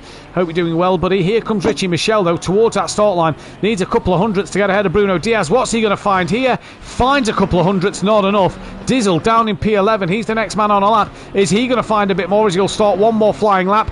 He goes up to P8, finds a bit of time, but damn, that BMW not showing its strength in this tricky wet condition here at Indianapolis. No, it is not, and it is now DJ Phil who's going to be coming into the chicane next on a valid lap time. It seems like Diesel's struggling here, and I think he'll be wanting to get out of this round as quickly as possible and heading to Paul Ricard, which will be the next round of the championship. And guys, if you haven't done so, please hit that like button, subscribe to the channel, and hit the bell to be notified so you don't miss any of the action here. And also get ready, because we'll be starting our new GT4 season next week the week after at Laguna Seca. I'll be bringing you the action while Matthew Duffin will be on track, as you've not seen him for a while, and due to that we're going to get him in the GT4s, possibly. We haven't got the champion returning, sadly. The Cranky Duckhead coming to the line, and he makes an improvement and go to 16th place. Tim Bentinck also found a couple of tenths down just before the Cranky Duckhead, as you're saying that about the GT4s. Bruno doesn't find any time. What about Borough Bex, who is down in P10 at the moment? He finds no time. John Andrews is on a outlap. This will get him onto his normal lap. P. Williams to the line stays P13. Justin Winter will stay 12th. Max Mulder is done for qualifying, so he won't improve. Dean looks very, very slow. And is this going to be a lap time on the board? It is, only for 19th place then. Who is the next car to the line? It is the 93 of Richie Michel. Needs 300ths of a second to put himself higher than Bruno Diaz, who is on a final lap. Finds a bit more, finds a 10th, but that'll be all he's got. The 75 of Dizzle is coming to the line, stays on the wet patch of the circuit. He is done. He will not improve. What about John Gooday then, who's the next man to the line? He's not improving. It looks like he's just bounced off the wall, so he is done for his qualifying. I believe that is the 28 of Senna. What can Senna do then before 46 comes round? 8 tenths. 8 tenths of a second for Senna. Where's this going to put him on the grid? It puts him ahead of Max Mulder in P3. Car 46. That is Kieran Argent. He gets one shot at this. He looks a little all over the place coming out the final corner. Is he going to put a lap time on the board? No. He does not. DJ Phil then down in 15th place. He stays 15th place. Car 42 is Tim Venting. Has he just secured pole position? He looks like he's backed out of that one. So when the conditions seem to be at their best, nobody's really improving. The 68 of Burabecks just had a yellow flag next to his name, I do believe. He's improving. Oh, he's up then. So, right, it must not have been Burabecks who had the yellow flag. So, Dan, talk us through this one. He's only a couple of hundredths up. He's now losing it all in the final corner. He's running wide, and that is it. That's him done. He won't improve now. It is Justin Winter, I believe, is the last one. No, Justin returns. So here comes, and John Andrews looks like he didn't get a lap time on the board, so he must have been validated at the end. So that then is your qualifying order, and 2 weeks in a row, that is Tim Venting who takes pole position. It is indeed, but can he make sure he doesn't jump the start? That's the question. BMW is not a massive fan of this circuit, says Dizzle, and that's such a shame, but hopefully Paul Ricard will probably suit the car a bit better, but you don't know what's going to happen in this race. Anything can possibly happen here at SimPlay Motorsport, and we're into damp conditions. It's going to be lightening up. It's going to stay lightening up. This is it's damp, so you have to run the wet tyres. It's too wet for a slick tyre. But this, Dan, you saw at Silverstone when we did the 45-minute race, towards the end of the race as it went from wet to damp. You saw last season how tricky them damp tyres was. You have to be looking at weather and have to be looking at when that goes greasy to maybe box and put the slicks on. The problem is, though, a lot of these guys have either tested to pure dry conditions or they've tested just pure wet conditions. There hasn't been a session really where it's been wet to dry. So there is no real easy way of really predicting it. You just got to guess, really. Maybe make a strategy quickly that has some slicks prepared, ready, just in case. But I really just think you would do a turkey right now and just wear the tyres to the point that they become inters. 20 seconds. We know from the Silverstone endurance race 2 months ago, in fact, that's how long that's been, 2 months ago, that you can run the slick tyre in the damp conditions. 10 seconds. We saw that there. Yeah, just interesting to see what will happen here then. So McLaren takes pole position, that is its 76th pole position to go with its 76th race win. Ferrari takes pole, so let me repeat that. Ferrari takes pole to give it its 20th pole position and its 19th race win. Can Tim get its 20th race win as well? In terms of podiums, we saw McLaren take a double podium. That puts it on to 225 podiums. And Ferrari took the race win as well. That puts it on 85 podiums in total. So interesting to see there. Dan, pick a race 2 winner. Not Senna. Senna's not made the start. Neither's Darren Bell. I'm going Max Mulder. I'm going John Gooday. I didn't want to go John Gooday because I didn't want to curse him. Well, sorry, John. In fact, I've got his Twitch loaded up on my phone. I'm just going to type sorry in his chat. And if he's listening to the stream, or if Clouden or anybody who's in John Gooday's party is listening to the stream, they'll be able to tell him why I've said sorry. Now, this is the interesting call here, isn't it? What tyre to go on? The track is going to improve. It is going to get that little bit drier as the session goes on. But yeah, what would you do, Dan, if you're out there in this condition right now? You just stick to what you know. You just got to stick to what you know. Although, yes, the conditions are changeable. It's how quickly it goes from damp to greasy. It's how quickly. And within an hour, I mean half an hour, the rain is lightning. So you just have to play it by ear. You just have to do lap by lap. And with these cars all going around together, they'll clear the water together. If it was me, I'd just keep running wets until it got to the point that and don't forget, you would force to go to slicks. There's the extra car on the track. It's a longer race. We know in half an hour the rain's still going to decrease. There's an extra car on the track. That's just going to make everything better. It is. The track will improve. The track will get faster each lap as they push the water away. I think the problem they're going to have, like I said, it's seeing that weather. Then if that was me in the pit lane, I would be quickly getting my dry pressures to one side ready in case I did need them at any point. So yeah, we'll see how these boys get on. But it is damp at the minute. It's going to stay damp. I really don't see it lightening up that massive amount, but we'll see what happens.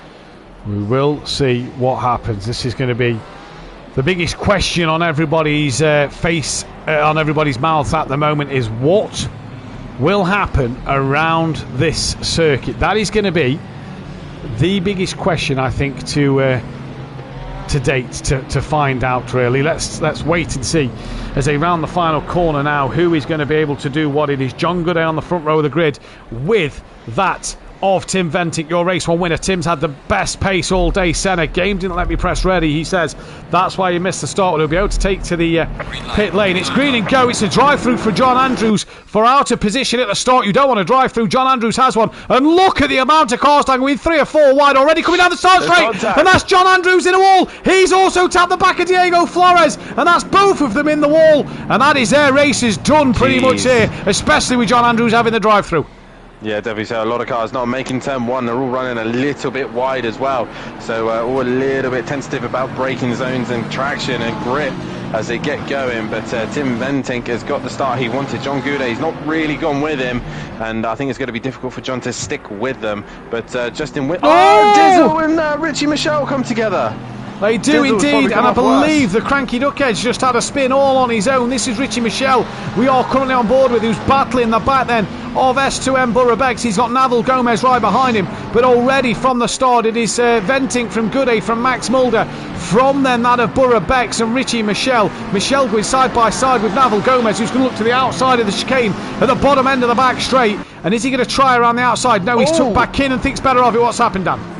Tim Venting leading the way, and he's here. Nasty curb. He won't be doing that again. He's lost a bit of time to John Gooday, but Tim Venting suddenly found a curb that you probably didn't see, and S2M Borough Becks having a much better run here in Indianapolis. Meanwhile, Gomez is under some immense pressure from that mighty Porsche in a section we should expect the Porsche to be very, very strong at as they now head to the braking zone. Rear engine though, so it might be a bit twitchy under braking, but he's got a Ferrari right in the way, and Gomez going around the outside of Michelle, trying to keep ahead of Justin Winter. Justin Winter makes contact with him. He's absolutely lunged up the inside and thread the needle, Mirko Ricci. Through he goes, and that was brilliantly done. Bruno Diaz now going to try and look on the back of Justin Winter as well, so the gap's within half a second. John Gooday right on the back now of Tim Ventic, having a look into turn one, and I'm just keeping an eye on John's stream here. I can say that them tyres are already yellow, and they've only done one lap on the left hand side. His tyres are burning up. One lap in the damp, Dan. This is crucial at the moment. Dizzle 20th place on the back of DJ Phil into turn one. Can he make the move stick? Thank you, Mama, for the carrots up the inside. I do think, though, the front engine cars were always going to struggle in these hotter, wetter conditions, and I do think John Gooday is going to have to nurse that front left. The rear engine cars, mid-engine and rear engine should be a little bit better with the rear end traction. I think they should be fine with temperatures, but the front engine cars were always going to struggle in the wet conditions, especially in these hotter conditions, I think. And there's all sorts of chaos going on behind Brian Craig at the minute. There's a whole gaggle of cars, a whole gaggle of McLarens. There's a train of McLarens in the background at the moment, and who's going to do what down the back straight? Anybody having a look? Believe Mark Tucker had a bit of a look on Björklund there. Then you got Dennis Hansen. Paul Williams is with them, just behind Dean. He's a couple of seconds off the back of that train. He's got the Mustang of Kieran Argent, who's obviously missed the first practice and the first race, so getting to grips with this Mustang as the conditions settle, and he's had a horrible sector through there. He was right up the rear end of Dean. He's now off the back, but look at Cranky Duckhead. He's got Dizzle going around the outside of him in his Honda and BMW, and they're on the back of Diego Flores, who's just up front. He's got bad damage after that start line incident with John Andrews, and up the inside goes Dizzle on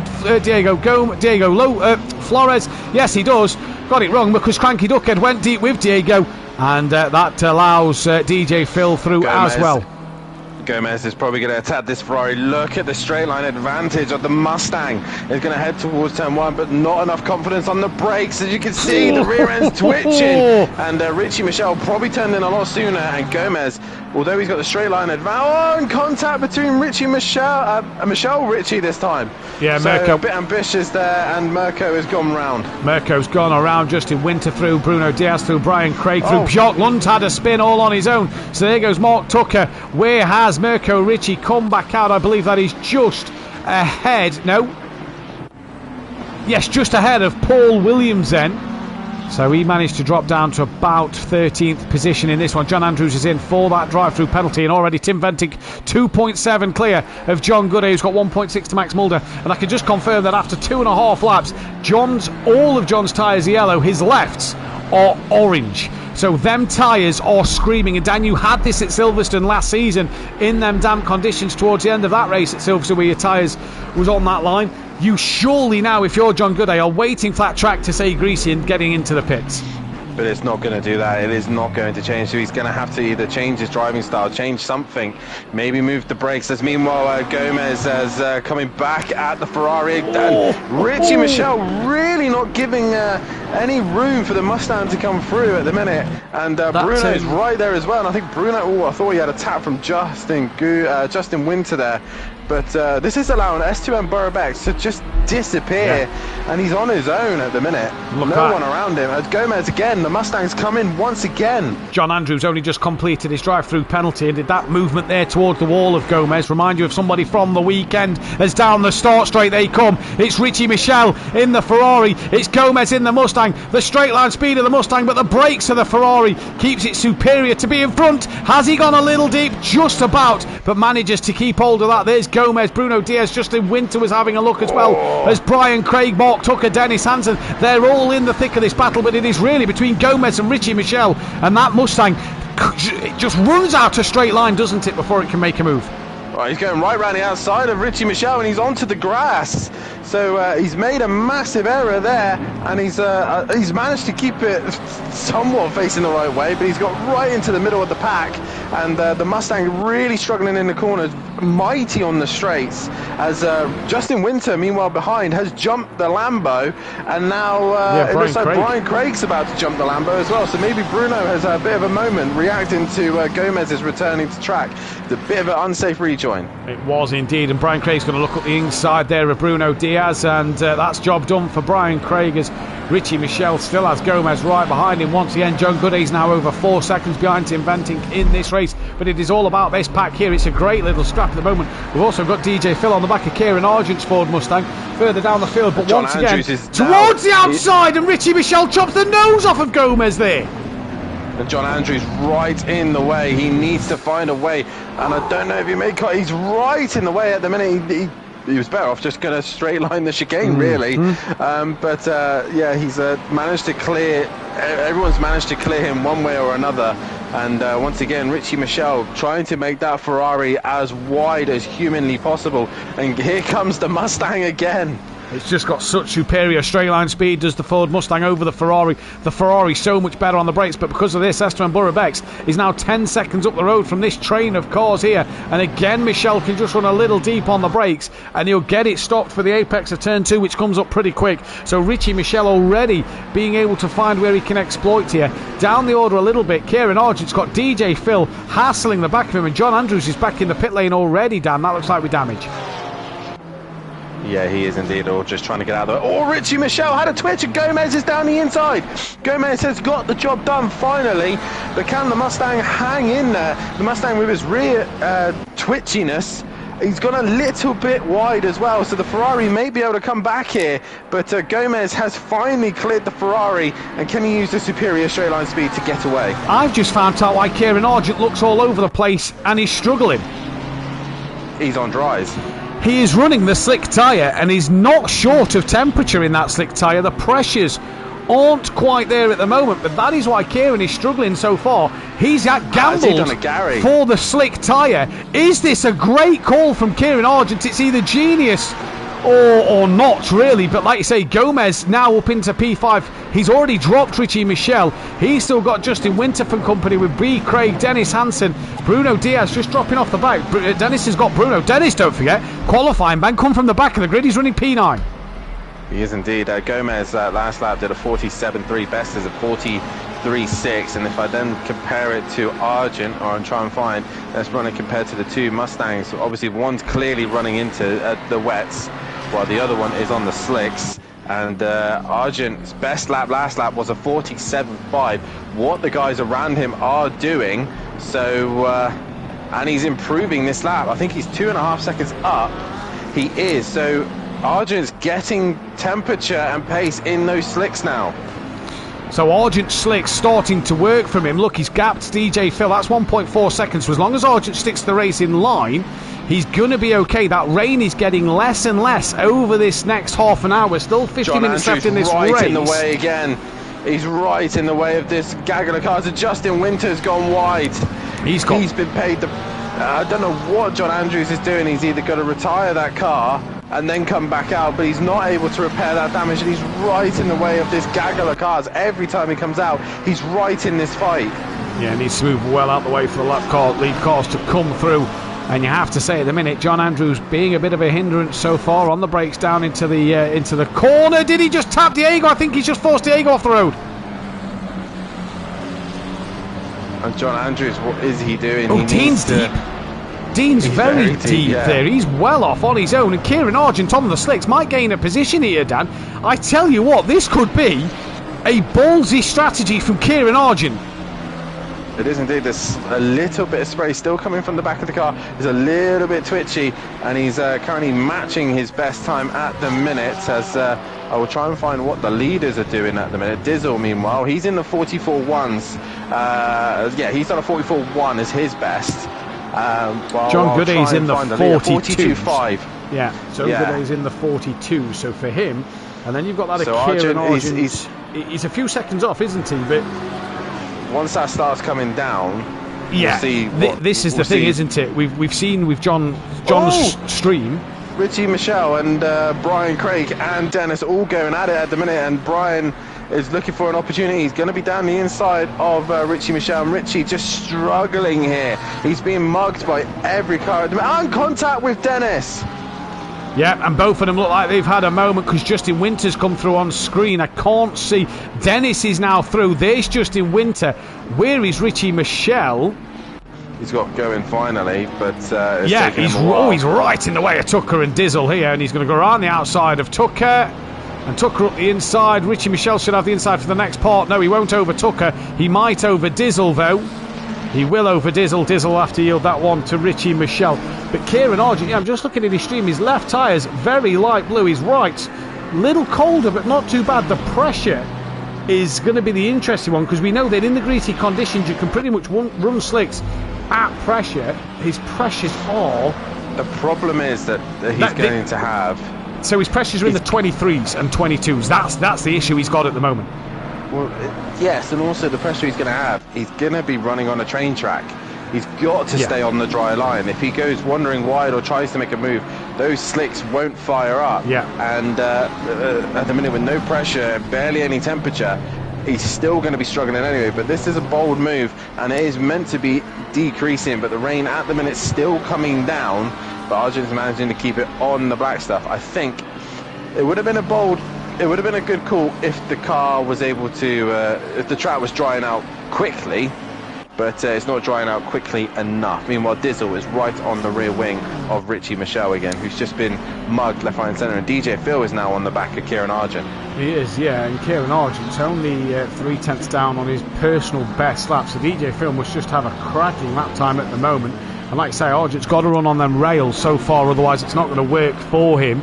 Currently watching Dizzle and Richie Michelle. Gap out front's 5.2 seconds. John's gap Max Mulder as well. So all people just up front starting to nurse that tyres. Gomez has brought the gap down from just over 10 seconds to 8.1 to Borough Bex. All the top four possibly just nursing their tyres, knowing that them lefts on the wet tyres are just overheating slightly.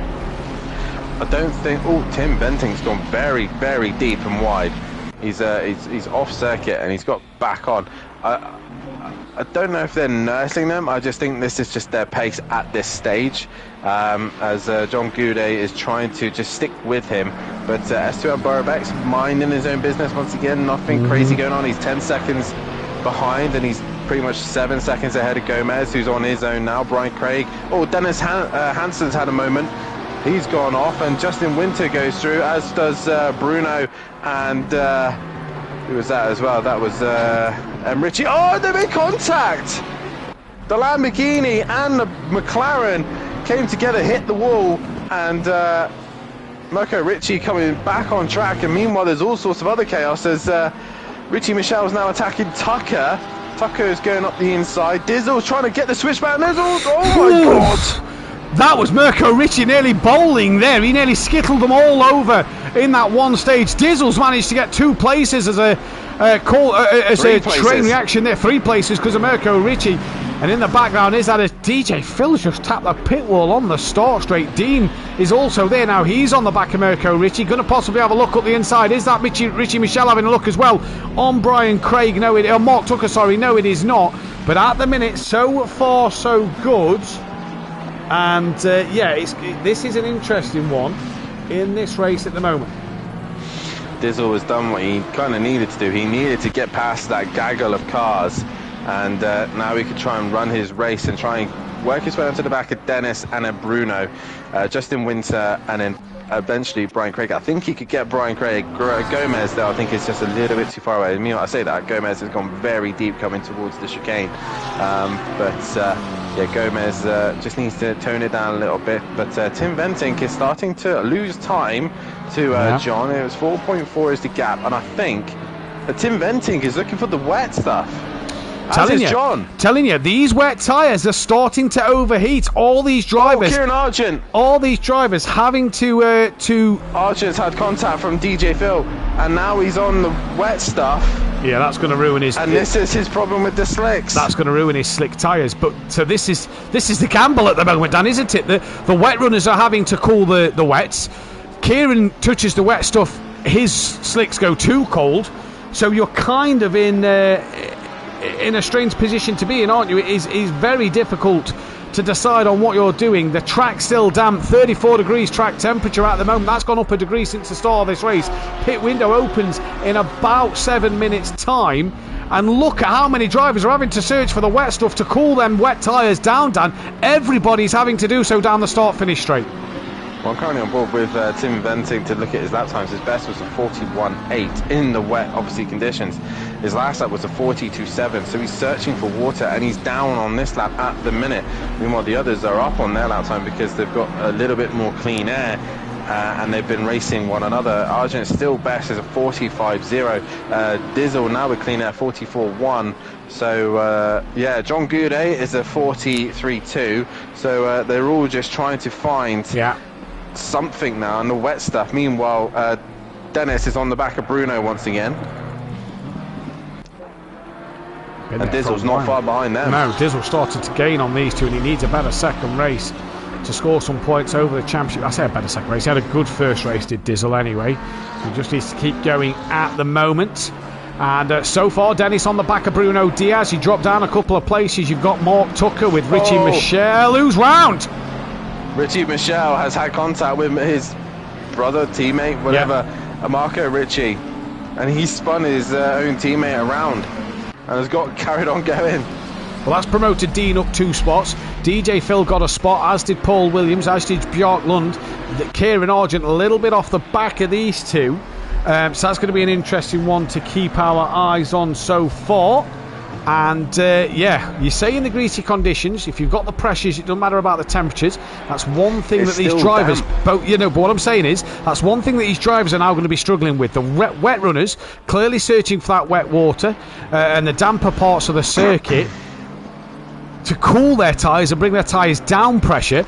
Kieran's aren't going up any, so his slicks aren't improving at all. So it's still in that phase of the wet tyre better. Justin Winter and Bruno have come together. So I think Justin Winter had his own moment, and just as Dizzle comes round, he hits the front of Bruno as well. So Dizzle, after doing all that work to clear traffic, has just come around the corner and seen Bruno in the middle of the circuit, and contact is made. But I think the difference that these boys have here at Indianapolis that we had at Silverstone was a lot of very fast corners and aggressive corners at that, so it would burn the wet tyre out pretty quickly. Well, here they're able to cool them a little better. The corners are slower and the straights are a lot longer. So Tim Venting looking for more water again. John's lost time. Max has lost even more time as well. So at the minute, Tim is extending his gap. Tim is extending that gap. It's over 5 seconds. We're down to Dean at the minute, who's now got Bruno Diaz on the back of him, and he's trying to keep up with the back of Mark Tucker, running in P10, current Constructors Champion with High Tech, obviously running solo this season. At least the slicks won't wear too much SPM Motorsport. And Michelle is on the slicks as his tyres have the Pirelli logo on the sidewall. The wets are just plain black. So there you go. Richie Michelle also running the slick tyre. Maybe that's why then, Dan, we saw the likes of Gomez early on in this race look so much quicker. Possibly so. And then he's just been mugged left, right and centre. And I'm just trying to see. So, yeah. Here's a question for you then, Dan. If you're Kieran and if you're Richie Michelle... Kieran just struggling massively now. If you're Kieran and Richie Michelle, do you go as long as possible? You've chosen this strategy. Do you hope that with that weather decreasing in this race, do you go as long as possible in that pit window and hope that the track will start to come to you? If that, by the way, if that theory is true, which I don't believe it is, because I'm now currently looking at John Goudet and the Pirelli logos are showing on his tyres. I don't believe that is true. Yeah, no, the Pirelli logo is showing on John Goudet, and I've been on John's stream and that said he was on the wets. So yeah, I think Pen, you might be wrong there then, because I'm watching John's stream now and he is definitely on the wet. So we've just said a moment ago, by the way, about Kieran's tyres being in the 32 PSIs. 23 PSIs. John's are sat in the 31s. Dizzle and Justin Winter have come together. Oh my God, and there's all sorts of chaos. Yeah, that's Mark Dean Tucker involved and Mark Tucker. They had their own moment while Dizzle and Justin Winter had their own as well. So Dizzle can't get going. And that's an unsafe rejoin for Dizzle. He's right in the middle of the circuit and causing all sorts of chaos. Dizzle was probably sitting there thinking, oh God, I really disliked it, Indianapolis, and he's now probably waiting for the pit window to open. Kieran Argent's now been passed by Cranky Duckhead, and like you say, yeah, I'm just wondering then, you're right, because yes, them to have the Pirelli sidewall. Oh my God! So Justin Winter just staying out of the way. I think he's waiting for Dizzle. And Bruno and Paul Williams come to the chicane, missed their braking, and just near enough hit Justin Winter. What has happened? And Dean's now around again. Justin Winter's round with some big damage. Dean is also off, so have Dean and Justin Winter had a coming together. Where's Dizzle? This is promoting all sorts of drivers. Dizzle's down in 20th place. He's behind that of Kieran Argent. Justin's coming into the pit lane, I do believe, is he not? No, he's still spinning around. If he's on the wet tyres, he's probably burning them up even more. Yeah, they're done. He needs to change them no matter what happens. Meanwhile, the gap. Bjork Lund at turn 1 brakes so much later and has to avoid the back of Richie Michelle that he nearly goes deep at turn 1, taking the oval in reverse. And Dan, the weather has changed. The weather has changed. It will just go down to a shower towards the end of this race. So this will surely now, with the amount of cars on circuit, go to greasy. You have to, if you're on that slick tyre, stay out as long as possible. John Goudet's desperately looking for the water. The pit window now opens. Who is going to be the first one to react? Justin Winter has returned to the pits, as has Gomez. And Justin Winter is going to be absolutely cursing at this race right now, because he got disconnected in the first race. Yeah. And now he's pretty much out of this one. Brian Craig continues on. There's already a car coming to the pits. That's John Andrews coming in. But I'm currently looking. It's still damp. It is still damp. But Kieran's tyres are starting to get a little bit more temperature. It won't help when he's drifting through corners. Then pressure's starting to come up. I then switch over to John Gooday, and his tyres are now sitting in the 31.7 psi mark. They are bright red on the left. So this is where we're at now in this race.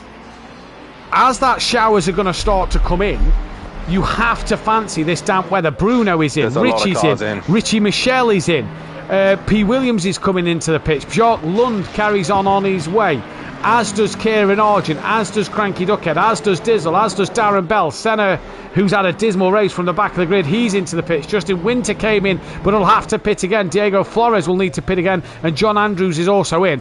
It's been a chaotic start to this race, and we don't know where to look, but Mark Tucker's on the rear of DJ Phil at the moment. This is for 8th and 9th for DJ Phil. It is indeed, and anything can still happen, even though we're even not quite at the halfway stage. People are still making mistakes and errors, and even though Dizzle and Justin Winter are probably unlikely for Justin Winter, but for Dizzle especially, anything can still happen. Everyone's still making mistakes. The wet tyres are overheating and burning out. They could blow with the pressures. Exactly, this is the problem. Puncher is now very much on the mind of wet runners, and I'm watching Arjun at the minute. He's improving his lap time, his overall lap time. He is a 10th up on his best at the minute, and he goes into the braking zone, and he's just run a little bit wide, but he's still up at this stage. He needs to stay in those train tracks. Stay in the train tracks, brake early, get the, roll through the corner. Max Mulder's in. Maybe for Argent. Max Mulder into the pits.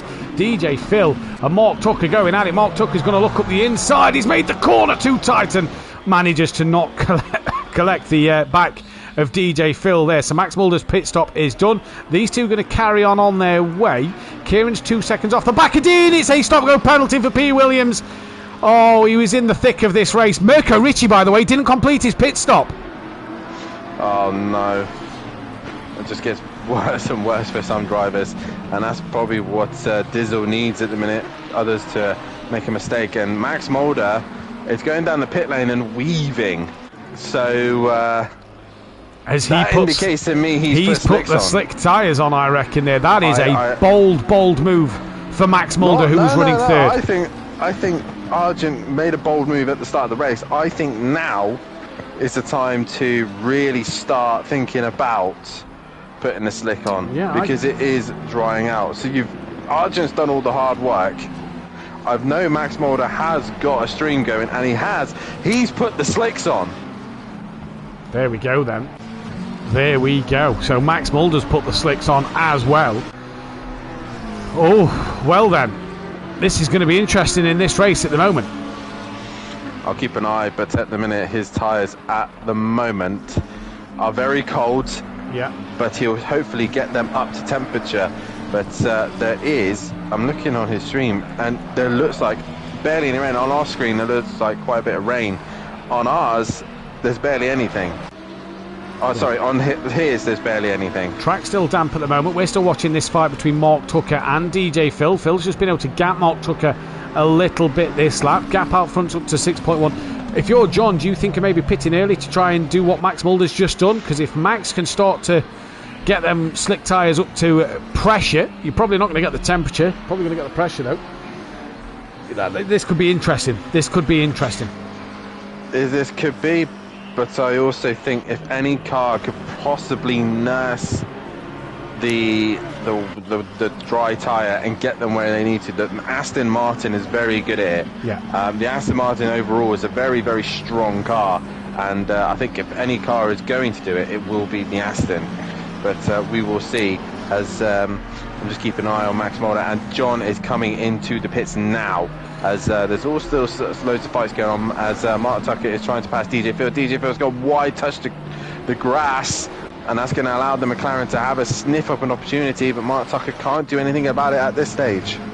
So I'm just looking currently on Hypertech Stream here, and okay, he's stopped in his box now. He's changing to another set of wet tyres. I think that's a bad call. This track's just going to get drier. With that rain decreasing still in this race, this track is just going to get drier. 23 cars clearing that water. Yeah, I'd have to agree with you. Richie Michelle has got very deep and gone onto the grass. With 9 minutes, you could have extended that for as long as possible. Max Mulder's tyres aren't getting up to temperature, and they're not getting up to pressure. They're sitting at 23.4 psi. So it might have been the right call for John Goudet right here and now, but I think towards the end of this race, if the rain keeps slowly easing off. Where is Max? Back he's behind. So, yeah, he's not going to be able to pass he's got John. He's got ahead of Kieran Argent, who's got major damage. So Kieran's pretty much out this race. If I was Kieran, I'd probably pit now, repair the damage, fill the car up with fuel and go. Keep the slicks on. I wouldn't change tyre with it drying. You've done that strategy. Stick with that strategy. John is going to leave the pits well before Max Mulder actually, no, is he? Because he's not yet. He's off the limiter now. So, yeah, he should be pretty comfortable. And don't forget, his tyres will be up to pressure and temperature a lot quicker than Max Mulder's. Indeed, Max Mulder's fastest lap was a 42.8. He's just crossed the line with a 43.4. So we'll see if Max can find anything with those slicks. But the McLaren's looking pretty stable, to be fair. Yeah, I've got John Stream on. Tyres sat at 27 on the right, 25 psi on that left, but already the top part of the tyre is red, is bright red. So John is already having them tyres, straining at the moment. They are going to be screaming at him the minute he comes through this next sector. Pressures are already up at 27.2 for John Goudet as he comes down this back straight, Dan, and his stream's a little behind where he is at the moment. The tyres are red. I think that the slick tyre is the way to go for Max Mulder if you can make them work.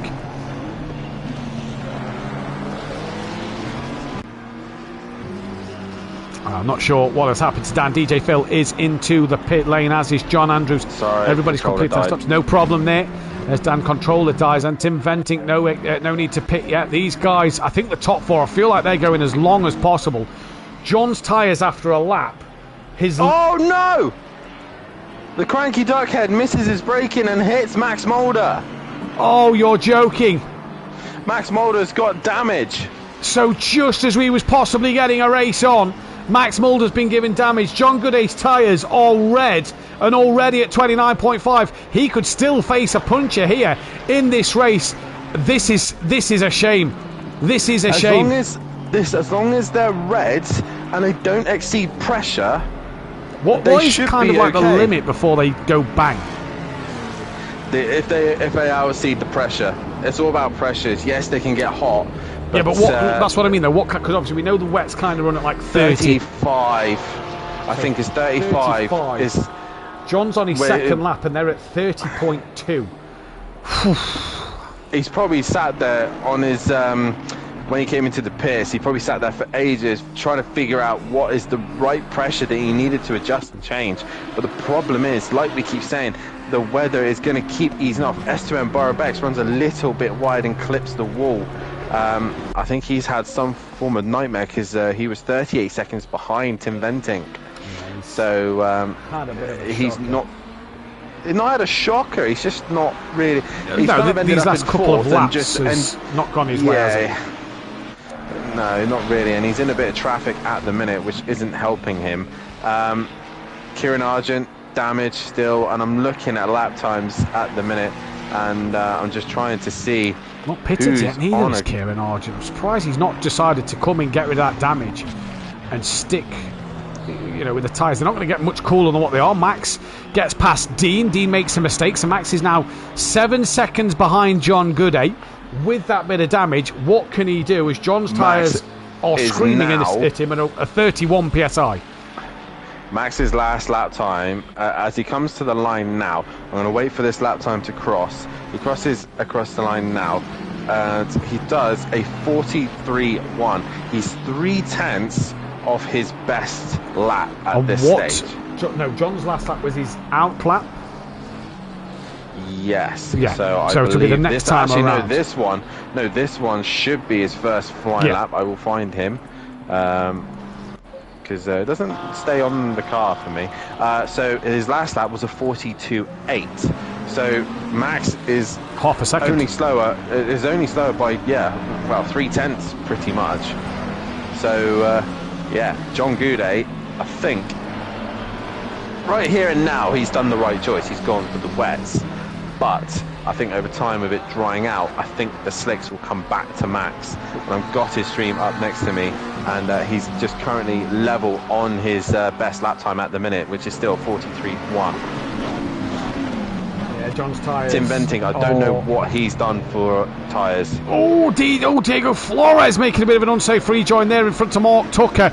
And Diego is a lap down to these two as well. So gets in Mark's way as Senna's on the back of him. We've also got Bruno Diaz trying to hunt down, I was going to say DJ Phil. I'm not sure who that is in front of him then. I think it's Mirko Rich who's possibly a lap down. So Justine, the top two, and DJ Phil left to pit, except the top two are in the pits. Tim Bentinck is going to get past. I think Tim's still on the wets because he's already done looking for that water, as is John Gooday. So John can see the back of Tim Ventic, 4.5 seconds. There's Max Mulder. Look, the gap was over 7 seconds to John Gooday last time out. He can stay on the racing line. It's still 7.7. So let's keep our eyes on that gap in this race at the moment. Closest battle on track, though. Max's fastest lap. Max is now going faster than he did. He's done a 42.4. Max is going faster now. The slicks are coming to him.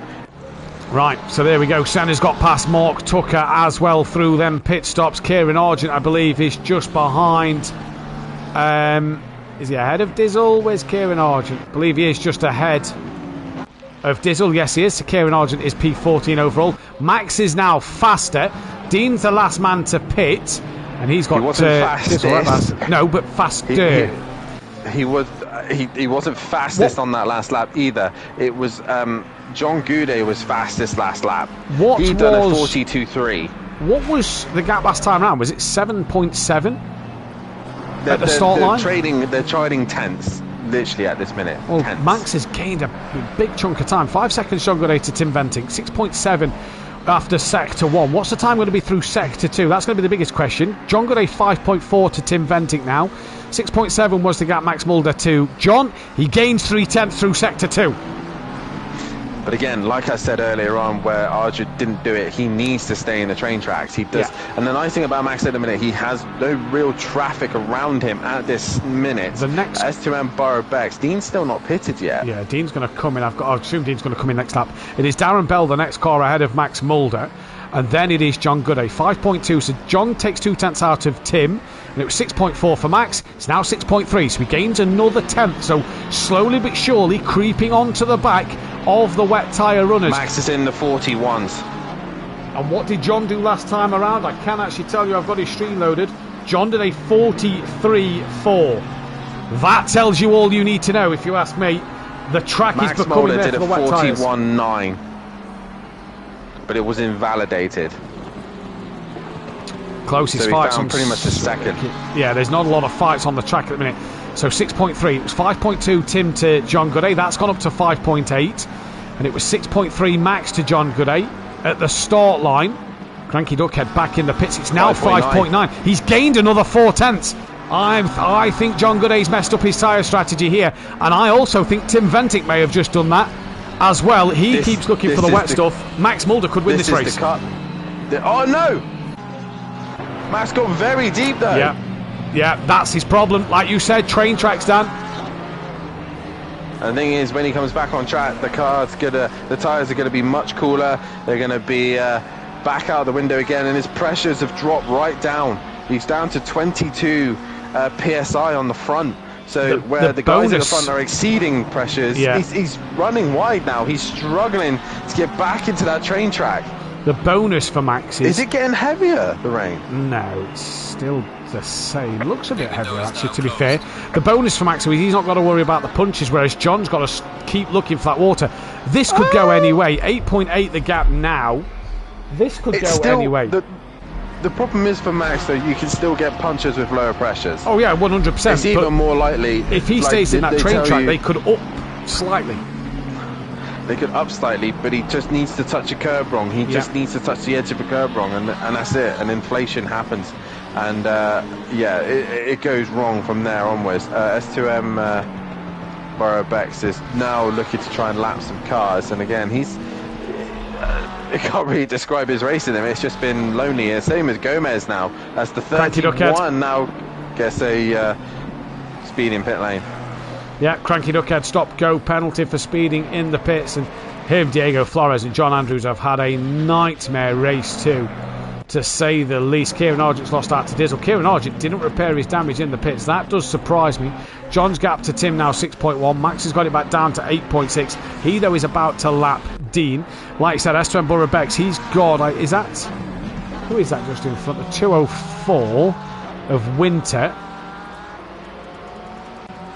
And then he's at car number 7. That's Bjork Lund. So how far's Winter behind? Is Winter a lap down to Bjork Lund? I believe he is. He was pissed, wasn't he? He was in the pits. He returned to pit lane, and the Cranky Duckhead's gone off again. I think he's maybe just put the slicks on there for Cranky. I think the problem is now Max has already pushed it a little bit too far for the slicks. I think what's happened now, the slicks have just got to the point where he's gone onto the grass, he's lost too much pressure, he's lost too much temperature, and now we can't get that temperature back up. Although I'm saying that he's got very lighter blue, kind of like a cyan blue tyre at the minute, and he's gaining that time back. But it does all that hard work, and he loses it all by just missing a brake here or the two, or just snatching the brakes a little bit too much, taking too much curb, anything like that, and that's going to ruin Max's charge. He's still got 20 minutes, so it still could possibly be on, but I think John's going to be struggling with his front left. Yeah, and this is the thing, is the overheating, it's just going to wear that wet tyre as well. It's going to turn it into a slick, and that's going to be John's problem as well, as that is Darren Bell moving out the way of Max Mulder. 7.8 the gap between Tim. It was 7.8 between John and Max. It's now 7.2. He's pulled 6/10 back already this sector. He's just got to, what he's got to do, Dan, is he's just got to brake that little bit earlier, make sure he's getting it slowed down for the corner in case he does run a little bit deep. But Max Mulder's tyre is sitting in a good place, I think, at the moment. What Max needs to do at this stage, he needs to push as all of us do, but he needs to be running at 80, possibly 75% at this stage. The rest of the guys are flat out with the wet tyres. They have to. But with Max, he just needs to sit right at the 75, maybe 80% area, just to nurse those slicks. Don't make a mistake here or there. Just make sure you hit your braking zones. Make sure you can, even though these guys are running ABS and traction control, you can still catch the brakes. You can still lock up. And every time you lock up, that's a flat spot. And it's the same for the wet runners. Right now, John Goudet's on the dry stuff because he's trying to lap Bruno. But Bruno's also trying to find the wet stuff. So what do you do at this stage? And that's the problem. If Bruno's moving off the racing line, as the rules state, so John can't really go behind him on the wet stuff and complain about the back markers, can he? Because technically the back marker's done the right thing. So Hypertex, John Goudet's got to compensate for that by just running on the drier line a little bit more. I'm intrigued to see what's going to happen here. I think Tim Bentinck is, unless he doesn't make any mistakes himself, I think he's got this in control. It's whatever happens to Max and John now, which John trying to get himself back into this championship fight. This is all the points he could do right now. But obviously we had that issue at Kota where we had a mass disconnection. Sorry, that gap was 7.2, it's now 6.4, 8/10 in the first sector. And Max Mulder at the minute is currently 4/10 up on his best, which wasn't the 41.9, it's still the 47.4. sorry, the 42.4. So, yeah, this is going to be another 41. But the slick tyre runners are now, again, it ebbs and flows ever so slightly. 1 minute they're the tyre to be on, the next minute they're not. It's right on a knife edge at this stage. And there you go, Max just runs a little bit wide again. And it's just losing him time ever so slightly. Who was that off? I believe that was Mirko. Yeah, I think Mirko Ritchie was just off there as we was watching John Gooday come round. Look at him looking for that wet stuff. There's Max in the background, by the way. And as the camera is going to pan out when John comes back across, Max does not need to move. So John, every little movement at the minute just costing that time. 6.2, so the gap went up 0.2 of a second due to Max running a little wide. 42.2. John Gooday last time around was a 43.1. So 0.9 of a second taken out of that time. And is that John just having a little slide on the rear? All them tyres just slowly starting to maybe wear. Who knows what other fights are going on? I mean, Dizzle's slowly bringing the gap down to Dean. Dean's had a decent race, I would say. 13th place, good for him, yeah. Yeah, not bad, yeah. He's actually catching Darren Bell as well, so he's not a massively far behind.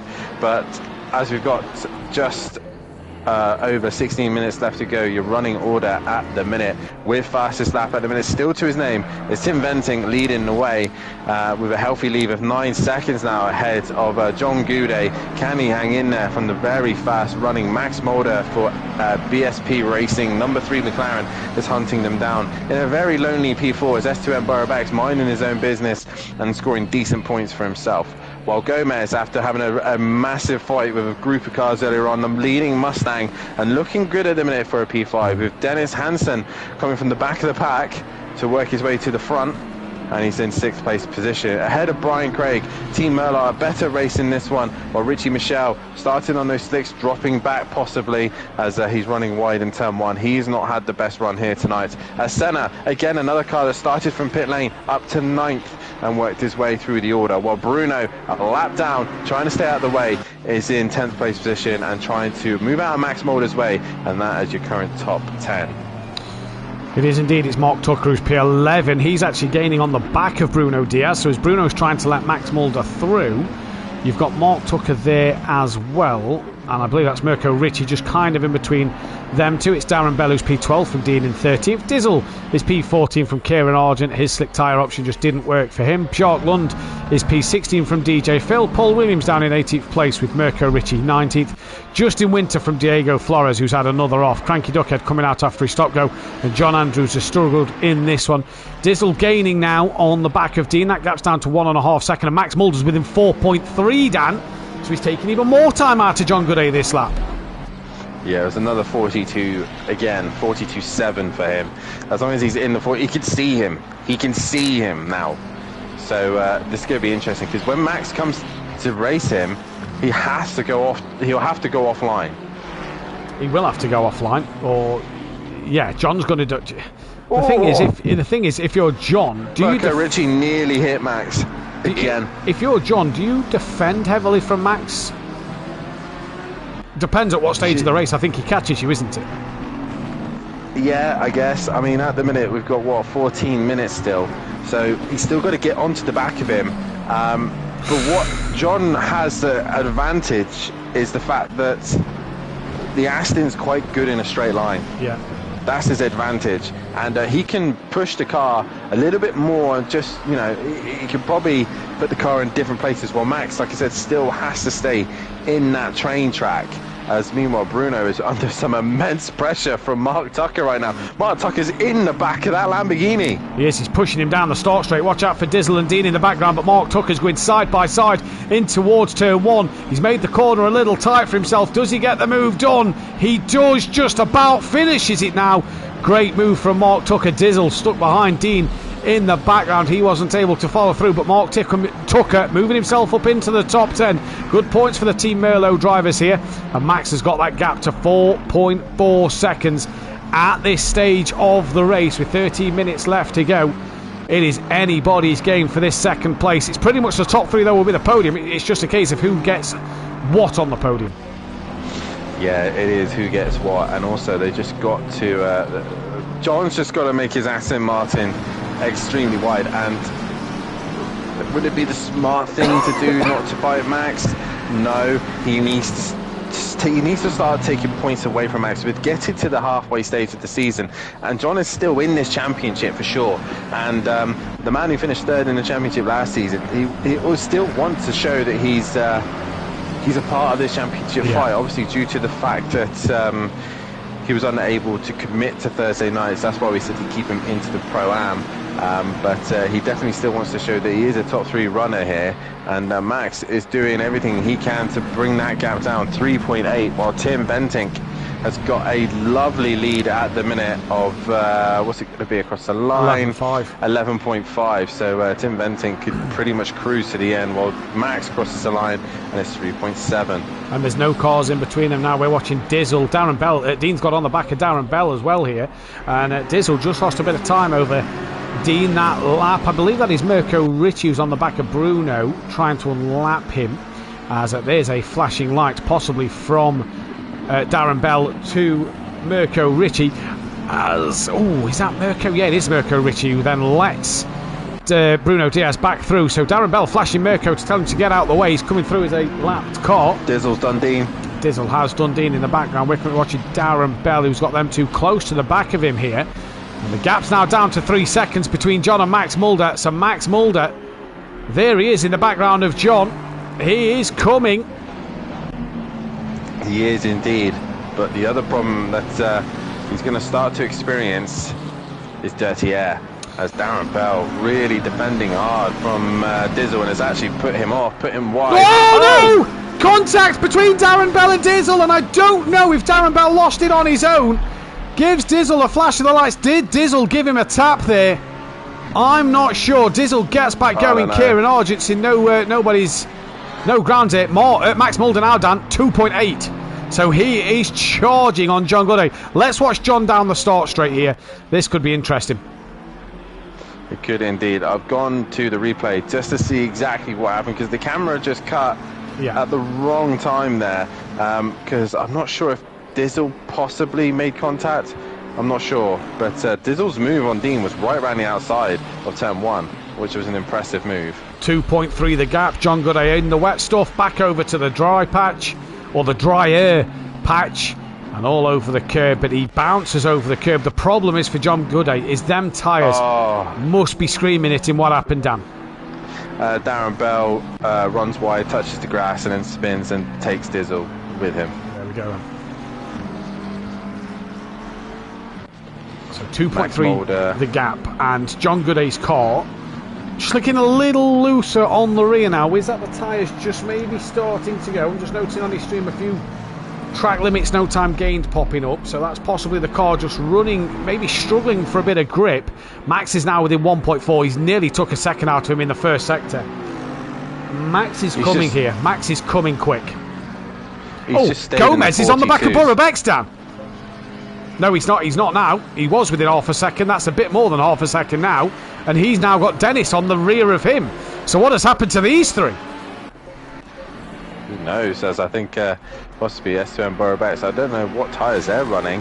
It's difficult to see. I know it's clear as day what Dennis is running, as is Gomez. But maybe S2M Borough Bex has possibly put the slicks on himself and just struggling with them maybe. But meanwhile, John Gooday and Max Mulder now, this is the fight, as that's now come down to 1.5. Max flashed him a moment ago coming onto the part of the oval. This is going to go down the start straight. Oh no, there's a John Andrews spinning as they come down the main straight. Hopefully John Andrews stays where he is. He's stationary. That's not allowed John Gooday to get to where he wants to be as early as possible. And across the line, it's 1.2, but it's this first sector where Max seems to take the chunk of time out of John Gooday then. And all race we've been... Oh, John, a little twitch here. Was that connection, or was that his car just having a moment? All race we've been waiting for it to say greasy with the 23 cars on track. I think if you'd have had a full 30 car grid, it would have. It will go greasy, I reckon, by the end. We are into showers now, so the rain has got lighter and is still decreasing. And this just works into Max's favour even more now that the rain's lighter down. It is indeed, and it might be to the point that the wet tyres will just eventually just die, to the point that even maybe Tim might be having to look over his shoulder. I doubt it. He's got a comfortable lead at the minute, but Max has got to clear John first, and John's going to make his life difficult, right? Max is abusing curves now. This is how much confidence he has. And if I look on his stream as well, his brakes are green and his tyres are starting to turn a little bit more of a greener shade. Yeah, what's the pressures looking like on the tyres for Max Mulder? They're still sat at the 23, 22 pressures, so the pressures aren't coming up, but they're not green, but they're not blue anymore. Unlike John's, who are screaming red on the left and orange on the right. And look at Max already now. Max just has more confidence in his McLaren than John has in the Aston Martin. And coming down the start straight, you have to feel that this is where Max might take his chance. This might be where John gets it. Max has dropped into the wet patches to try and get the slipstream from John there. I think that is the wrong decision from Max Mulder. John's gained a bit of time over Tim Ventink as well. I think Max shouldn't have followed John into the wet patch there. I think he should have stayed on that drier line. But Max still with that confidence to run the curbs through the first part of the lap. This is where he's so much stronger than John Gooday at the moment through this first part of the circuit, Dan. And it is imminent that you think that Max Mulder's going to try and tuck underneath. Can't do so. They're not close enough at the moment on John Gooday. And John's hanging on for his life. Has this just opened the door for Max Mulder on the inside? It has. And John has left it wide and has just maybe threw away a second place. Max Mulder has a moment mid-corner. That's put John out of shape. Now John comes back at Max up the inside. And this is just two cars. When Max goes offline, he has no grip. When John's online, he's got no grip. Max now goes through, and John Gooday may be better off just following Max Mulder through. I do think Max was a little bit cheeky there. I do think he pushed John a little bit too wide. But I don't know if that's the slick just not wanting the grip in the wet stuff. He had to do something. And Gomez has passed Borobex, Dan. Sorry. Gomez has passed Borobex, and it looks like that Dennis Hansen might try and come past him into turn one here. So Borobex has lost that P4. He's dropped to 5th place. And is Hansen going to have a look up the inside? Has what you said a moment ago. Borobex put the dry tyre on and it's not working for him. Possibly so. Max just needs to just have the grip and confidence. He's disappeared now from John Gooday. He goes into the final corner and he's just disappeared. Max just nailed the strategy to get to second. What can he do about this? He's already done it. He's 10.4 between him and Tim Ventink. If Tim makes a mistake, Max is there to capitalise. DJ Phil is right in the middle of this little scrap of Dennis and Esteban Borobex. Esteban Borobex has dropped behind. Yes, he's dropped behind Dennis and DJ Phil. I think he's just trying to unlap himself. Darren Bell has just been overtaken by Dizzle in this race. Where's Kieran Argent? He's way behind that battle, so his slick tyre strategy hasn't worked. And Max Mulder through the first sector was 10 points something off the back of Tim Ventink. What's the gap going to be now? This could be crucial to have a look at. It was 10.3 it was then. It's now 10 seconds, so he's gained 3 tenths in that first sector. It's not going to be enough. It's not going to be enough. No, he's not going to win this race for sure. Tim Ventink is going to take 2 wins and a pole position. He's going to take the Grand Slam because he was quickest in practice as well. What a day. What a day for Tim Ventink. What a day for the BSP Racing team. Yeah, they're continuing on being strong once again. And John Gouday's got to be proud of his race too as well. Hunt massively. I think if it'd gone the same way as Max, I don't think we would be having this discussion. I think that the Aston would have been strong enough on the slicks. And I think he'd have possibly challenged Tim for the win. Possibly so. Both of these two might have hunted him down. And possibly giving him a bit of a headache as Max runs a little bit wide. So does John Gooday. But the problem that Max is going to suffer, he's going to suffer with oversteer. Well, John Gooday at the minute is suffering with understeer. Yeah. So the front end not wanting to the front end sliding, while the rear end's just not gripping. And obviously for Max Mulder, the opposite way around. The rear end wanting to rotate too much, while the front end just can't handle it. Question. DJ Phil is keeping up here with Dennis Hansen. DJ Phil is down in 17th place. Dizzle, by the way, is now attacking Bruno. I just want to point out, DJ Phil's just flashed Dennis there. Dennis is 5th, DJ Phil is 17th. As well, you'll do it looking at that. Dizzle has now passed Bruno and it's up another position. More points for him. And DJ Phil on slicks. That's what I was just thinking. Being attacked by Dennis. So Gomez is being attacked by Dennis. We've got Brian Craig who's attacking the back of what is DJ Phil doing right now? And DJ Phil, I think DJ Phil might be on the slick tyre because he just seems to have more grip and speed than these other two. Going back to the Burrow-Bex Brian Craig fight, that's within a couple of tenths. Dizzle's got Dean. In fact, Dean's passed Bruno Diaz. Bruno Diaz has got big damage on his car. He's got Darren Bell not a million miles away behind as well. And my God, there's back markers everywhere just getting in the way. What's happened, Dan? DJ Phil involved in this fight with Gomez and Dennis missing his brakes, goes straight on and nearly hits Gomez. But DJ Phil, I'm not sure why he's getting involved in this fight. He's nowhere near the car in front. Paul Williams is nowhere near him. And he's just ruined somebody else's fight as S2M Burrow-Bex is now under pressure from B. Craig. He is under pressure from B. Craig. And there's Tim Venting looking in the background, about to lap the top six. That's how good a race he has had. Brian Craig, though, pulls up to the inside line into turn one, thinks better of it. What's that battle in the background? I believe that is Paul Williams in the background. Being lapped. That's being lapped by Max Mulder. So, yeah, DJ Phil's 5 seconds. DJ Phil's passed Gomez now. I think Gomez is gone. Yeah, mate, you can go on ahead. You go. I don't want to be held up by you. But now, obviously, the problem is DJ Phil's going to be getting blue flags. And that Mustang will just out-drag the Lamborghini. No doubt about it. But it's how much he's gaining in the corners, isn't it? That's the question. As Burrow-Bex still has Brian Craig right up the rear end. Gomez as well has got... In fact, look at DJ Phil's gap over Gomez, Dan. As we've just gone there to see the gap between Gomez and Hansen. DJ Phil's left him. He has indeed, and I think possibly has gone to the slicks as Dennis is trying to find a way through. But Tim Ventink is coming into the final sector, and I think Dennis has just dropped it all on his own. Dennis is going to drop down. The auto goes past, goes S2M Burrow-Bex, as does Brian Craig, and he's back on before Richie Michelle, so he's only lost out 2 places. Senna nearly hits Richie Michelle though, so a lot of fights. Gomez is off. Gomez is off.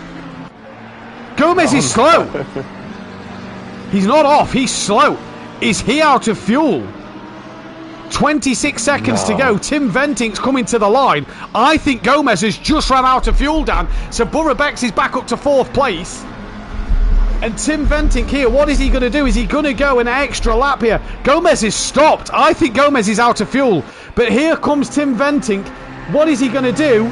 He's going to start the last lap as Burrow-Bex and Brian Craig are given 1 more lap, maybe 2 more laps if Tim Ventink stays behind them. Craig's looking up the inside of Burrow-Bex, and B. Craig now goes into 4th place, and now Tim Ventink's attacking the back of Burrow-Bex, who's the lead car on the final lap. Doesn't need this battle with Burrow-Bex, and he passes Burrow-Bex to put a lap on him. Max is 6.6 seconds. I hope he's fueled for long enough. But Gomez has ran out of fuel, Dan, on the last lap. Can't write it, can you? And Brian Craig is just trying to stay ahead of Tim Ventink to make sure he stays ahead of S2M Burrow-Bex, but Tim Ventink finally gets through. Brian Craig is now up to P4 after looking like a pretty dismal race for him. It's worked out pretty well. I think the wet tyre runners are just dead. The wet tyre runners have died out. Max has pulled nearly a second this lap on Tim Ventink. They've only gone through the first sector. But for Gomez, he's dropping down the order. Dean's going to pass him. Darren's going to pass him, as will Bruno, as will Kieran. Oh, Gomez, you're out of fuel. DJ Phil got past Jacques Lund, by the way. So DJ Phil's flying. He was 5 seconds behind Jacques Lund. He's now on an off clear. The slicks are the tyres to be on right now. But Tim Ventink is going to hang in there for sure. Yeah, he is. He's well ahead. But only just. The rain hanged in there just long enough. And he's going to have lapped up to 4th place. Tim Ventink, the rain hung in there long enough. You feel that if we'd have gone an extra half an hour, what would the situation have been? Max has got the gap down to 4.8, but it's going to be Tim Ventink who is going to cross the line. Fastest lap again, and the race win. Max Mulder's right behind that of Burrow-Bex. John Gooday is going to get P3 because the others have finished a lap down, so he's guaranteed that. P4 goes the way of Brian Craig. P5 for Burrow-Bex. Dennis is going to come across the line for P6. We're then going to get to see Senna across the line. Not a bad day for Senna for P7. John Gooday for P3, crossing the line. as Dizzle is then the next one to cross the line, I think. No, we got the 31 of the Cranky Duckhead coming home in 22nd place position. And it is then Dizzle at 9th place. I mean, it could have gone a lot worse. So as damage limitations, it's probably going to be his drop score now. So he needs to go fresh and recovered for Paul Ricard, and hopefully the BMW will be stronger there. As just in the background, you have Justin Winters coming up behind to complete his race. Then it's Marta Tucker who's going to finish in 10th place position. With Dean, quite a solid race for Dean. Good 11th race. place for him. Yep, as Darren Bell crosses the line. Bell Dean's got Dean. 12th. And Bruno. No, Darren Bell's still... I can't press on Darren Bell. That's weird. We've just lost Darren Bell. So we'll have to wait till the very end of this race before we can input the rest of the results. And we don't know where Dean has quite finished. Justin Winters there. Mirko Ricci finishes 18th place. Diego Flores will be 19th place. Darren Bell crosses the line P16, so he was actually a lap down. So DJ Phil is 14th. Darren Bell was actually a lap down in that list, so he's 16th place. After that then is going to be Dean in 12th. Then it will be Kieran Argent. He got 13th. Gomez, after running out of fuel, finishes 20th. From 4th to 20th. Bruno Diaz got 11th in that race. And Lund gets 15th place. Dan, seeing as all the top three drivers was PlayStation, let's try and... Max, you can probably hear us. Try and invite Tim in for an interview if he wants one. John will be able to join us as well in this party chat, seeing that everybody was PlayStation. We don't need to go into the Discord call.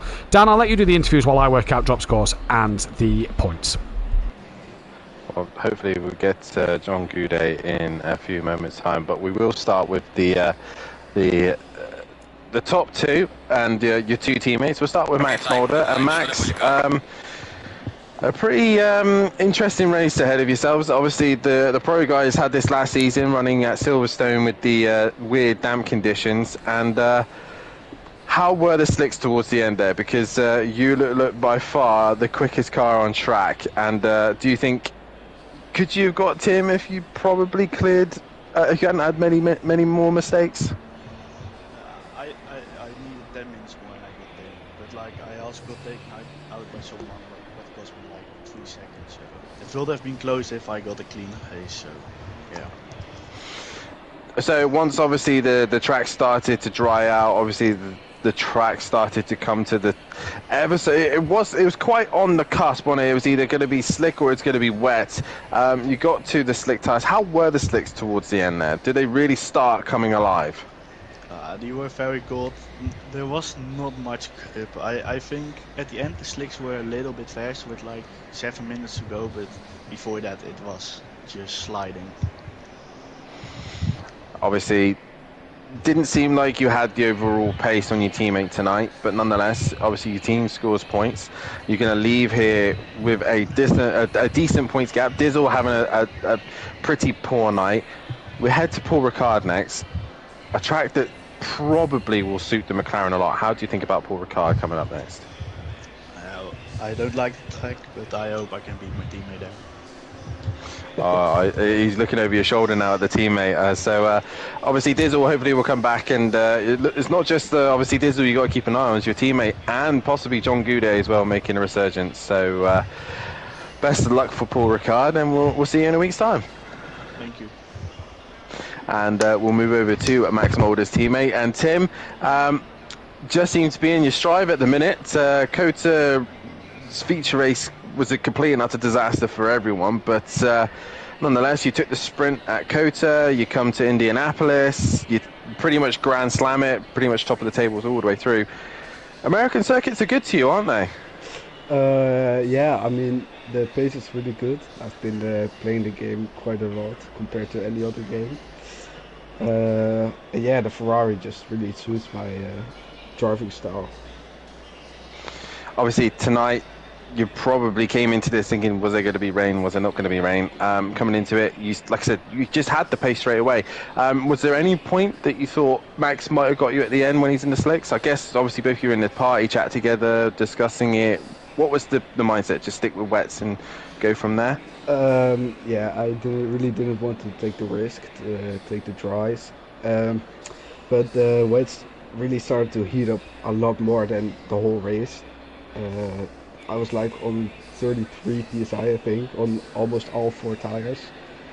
So yeah, the ending really wasn't funny, but I mean, I still got the win. So you do get the win, and that was a very dominant race weekend here at Indianapolis. We leave the American circuits, we head to France. We go to Paul Ricard for the next race of the season. What are your opinions on Paul Ricard, and do you think the Ferrari will be quite good around there?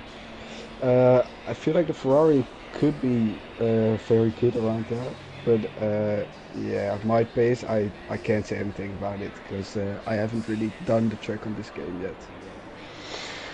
Obviously, a Formula One driver yourself, so you probably have good knowledge of it. Yeah, I know the track very well. Just get you. There's a slight difference when you turn up to this version. Yeah, I think I remember that, but yeah, I really have to look out. Well, nonetheless, mate, congratulations on a very dominant night, and we'll see you in a week's time at France. See you next week. See you later. And we get the third place man, John Goudet. And John, you're asking a lot of advice from myself to cool the front left tyre down. And then the rain turns up. Yeah. It didn't really work though, to be fair. I was still getting overheated tyres. Yeah, it was a struggle this race. It was a struggle. Race 1 didn't go to plan, but race 2 was a lot better. Yeah, race 1 was kind of a bit of mix and match. I had a collision with someone. I thought I'd do the sportsmanship and pull over, but obviously that put me right to the back of the pack. So I was like, right, from here, get my head down, try and claw a few places back. I already knew Max and Tim were both quick. So I was like, right, get my head down, capture them. I had my spotter turning around going, Max and Tim are moving up the order quite quick, which I already knew they were going to do anyway. But yeah, it was a uphill struggle in race 1, and then went into the pits to do the pit and forgot to put the fuel in. So I was like, yeah, that's race 1 done. Yeah, race 2, put myself on P2, and straight away it was like tyres were ballooning. I was like, what's going on here? I can't understand this. I've done everything, obviously advice from yourself I took on board, changed. They were just still ballooning. I was like, yeah, something's not going on here. So it's literally, I don't know if you see on the stream, I was going onto the wet line to try and cool them down, and coming back on, and then trying to look on the gap behind with Max, obviously seeing him close up the gap, and I was, yeah, it was just trying to maintain the speed. Welcome to the damp conditions. This is what we struggled with at Silverstone. Yeah, it's horrible. Obviously, with the way the Aston Martin works, front engined, suffers with understeer quite a bit with that. Was there any point that you genuinely thought about the dry tyres? I was thinking it. I was actually speaking to Dean. Obviously, Dean's in the party as well. I was speaking with Clouden. I was like, look, the track feels decent. I was still picking the times of what I was doing, so I weren't like I was dropping times. But I was thinking, do I jump to the dries? So I was asking the guys, and Dean was like, oh no, the track don't feel that great. Which, to be fair, I was thinking, do I take that jump? And I just thought, no, I'll stay on wets and then try and maintain it. I take it, Max Mulder went on to dries, yeah? He was on slicks, yes. Yeah, so there we go. That's the reason why I pulled up. So I made the wrong choice at the end of the day. At the end of the day, it's racing, and you take that gamble. It is. You've done the same on Spa last season, and it kind of backfired. I've done it this time, kind of backfired. But yeah, it is what it is. I got a podium, that's all that counts. I was going to say, not to the extreme that I suffered with. No, it was nowhere near to the extreme that you suffered with, so... No. Obviously, we leave Indianapolis. They seem like the American circuits seem to do you a little bit of justice. We move to France for Paul Ricard. The Aston Martin can abuse curbs. Yeah. And it's fairly decent in a straight line. How do you think you're going to get out of Paul Ricard? So I've run a few tests around Paul Ricard, and yourself, you know, like obviously I was running AMG last season, so I've been comparing both of them. I'm fairly quite decent with the AMG. Everyone knows that. Everyone see it last season. I've run a few laps around with the Aston, and it feels nice. It does feel good. So I'm quite optimistic with. I should now, looking at the tracks. I've looked at all the tracks now for the second part of the season, and I think a lot of these tracks will suit the Aston, to be fair. I mean, the American tracks, you know yourself, I've said it to you, I don't feel confident with these American tracks, but the car has felt great. The car has definitely carried me around these tracks, with not being confident around them, so yeah, going into Paul Ricard, I always like Paul Ricard anyway. It's like a bit of a Kyle Army track for me. It's got the same sort of feel, so I'm hoping now I can try and push, obviously, top end of the table now, which is what I should be doing anyway. So yeah, we'll just see. We'll see. Well, nonetheless, John, it's been a fantastic night's race racing for you, and we'll see you in a week's time in France. Yeah, well done to Tim and Max as well. They drove a fantastic race as well, so hats off to them. As that's pretty much wrapped that up, and I'm not sure where Matt's gone. No, I'm here. It doesn't look like the driver of the day poll's working. It won't let me put one out, so we've not been able to get a driver of the day poll out there. The championship orders look like this, and it's 1.5 points. Max Mulder leads from Dizzle in this championship after the current drop scores. Don't forget these results are provisional results. This will wait until the stewarding has been decided over the weekend. So keep your eyes out on social media, Facebook and Instagram, to keep your eyes out on all the championship standings going up. Richie Michelle is now up to P3, with John Gooday dropping down to P4. S2M Burrobex is 5th with Tim Ventink P6. 68 points separate the top 6, so with 113 in a weekend it could go anybody's way. Sam is P7 with Justin Winter P8. Brian Craig is P9, fat bloke, down to the 10th position. Robert Smith is P11 from Paul Williams. Mirko Rich is P13 ahead of Kieran Argent.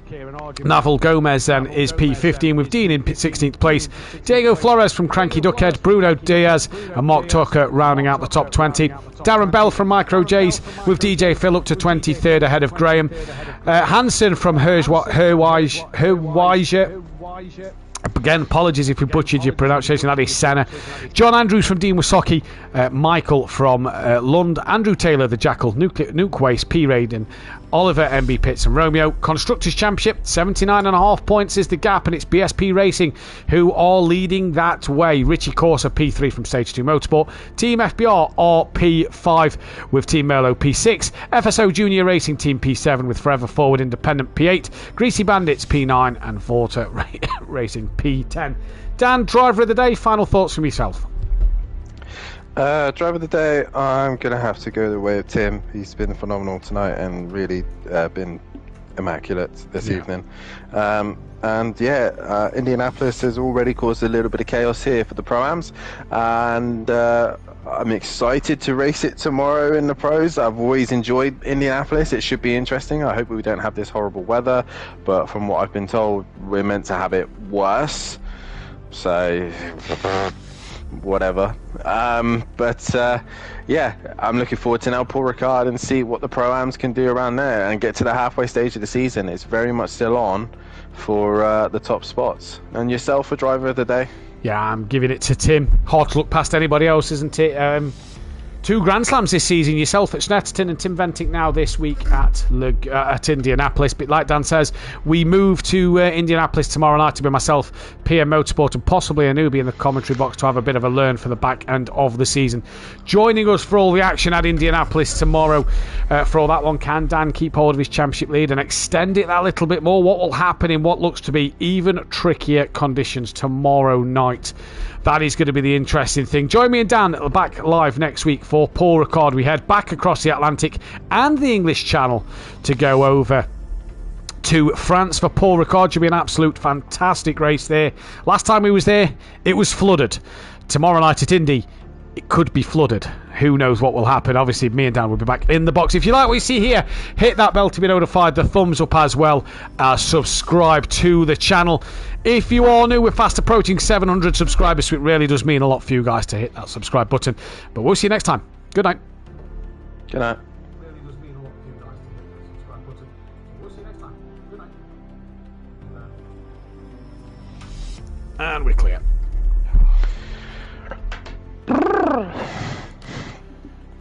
Thank fuck for that. Why the fuck does it have to rain?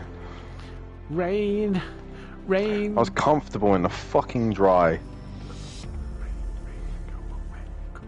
I've I had the just fucking noticed I didn't pace add as well. Tim's race wins to the car stats. So Ferrari, after I've added it, now have the same as Honda. Honda is shit. And Ford are 11 race starts behind Chevrolet. What Argent should have done in that race was pit after the pit and then put the slicks on. Yeah. Damp is DJ Phil texted me he had slicks at the end. yes, fuck me. When it's damp conditions, you always run wets, but when it starts to dry out like greasy. that, and you see a car behind you starting to go a lot quicker, and they're on the slicks. I think he was Then you starting start to, thinking. but the problem was every time he looked like he started to get his times down, he then made a mistake, didn't he? And it was a big mistake where he's right off onto the grass and his tyres just lost all temp, didn't they? So, Yeah.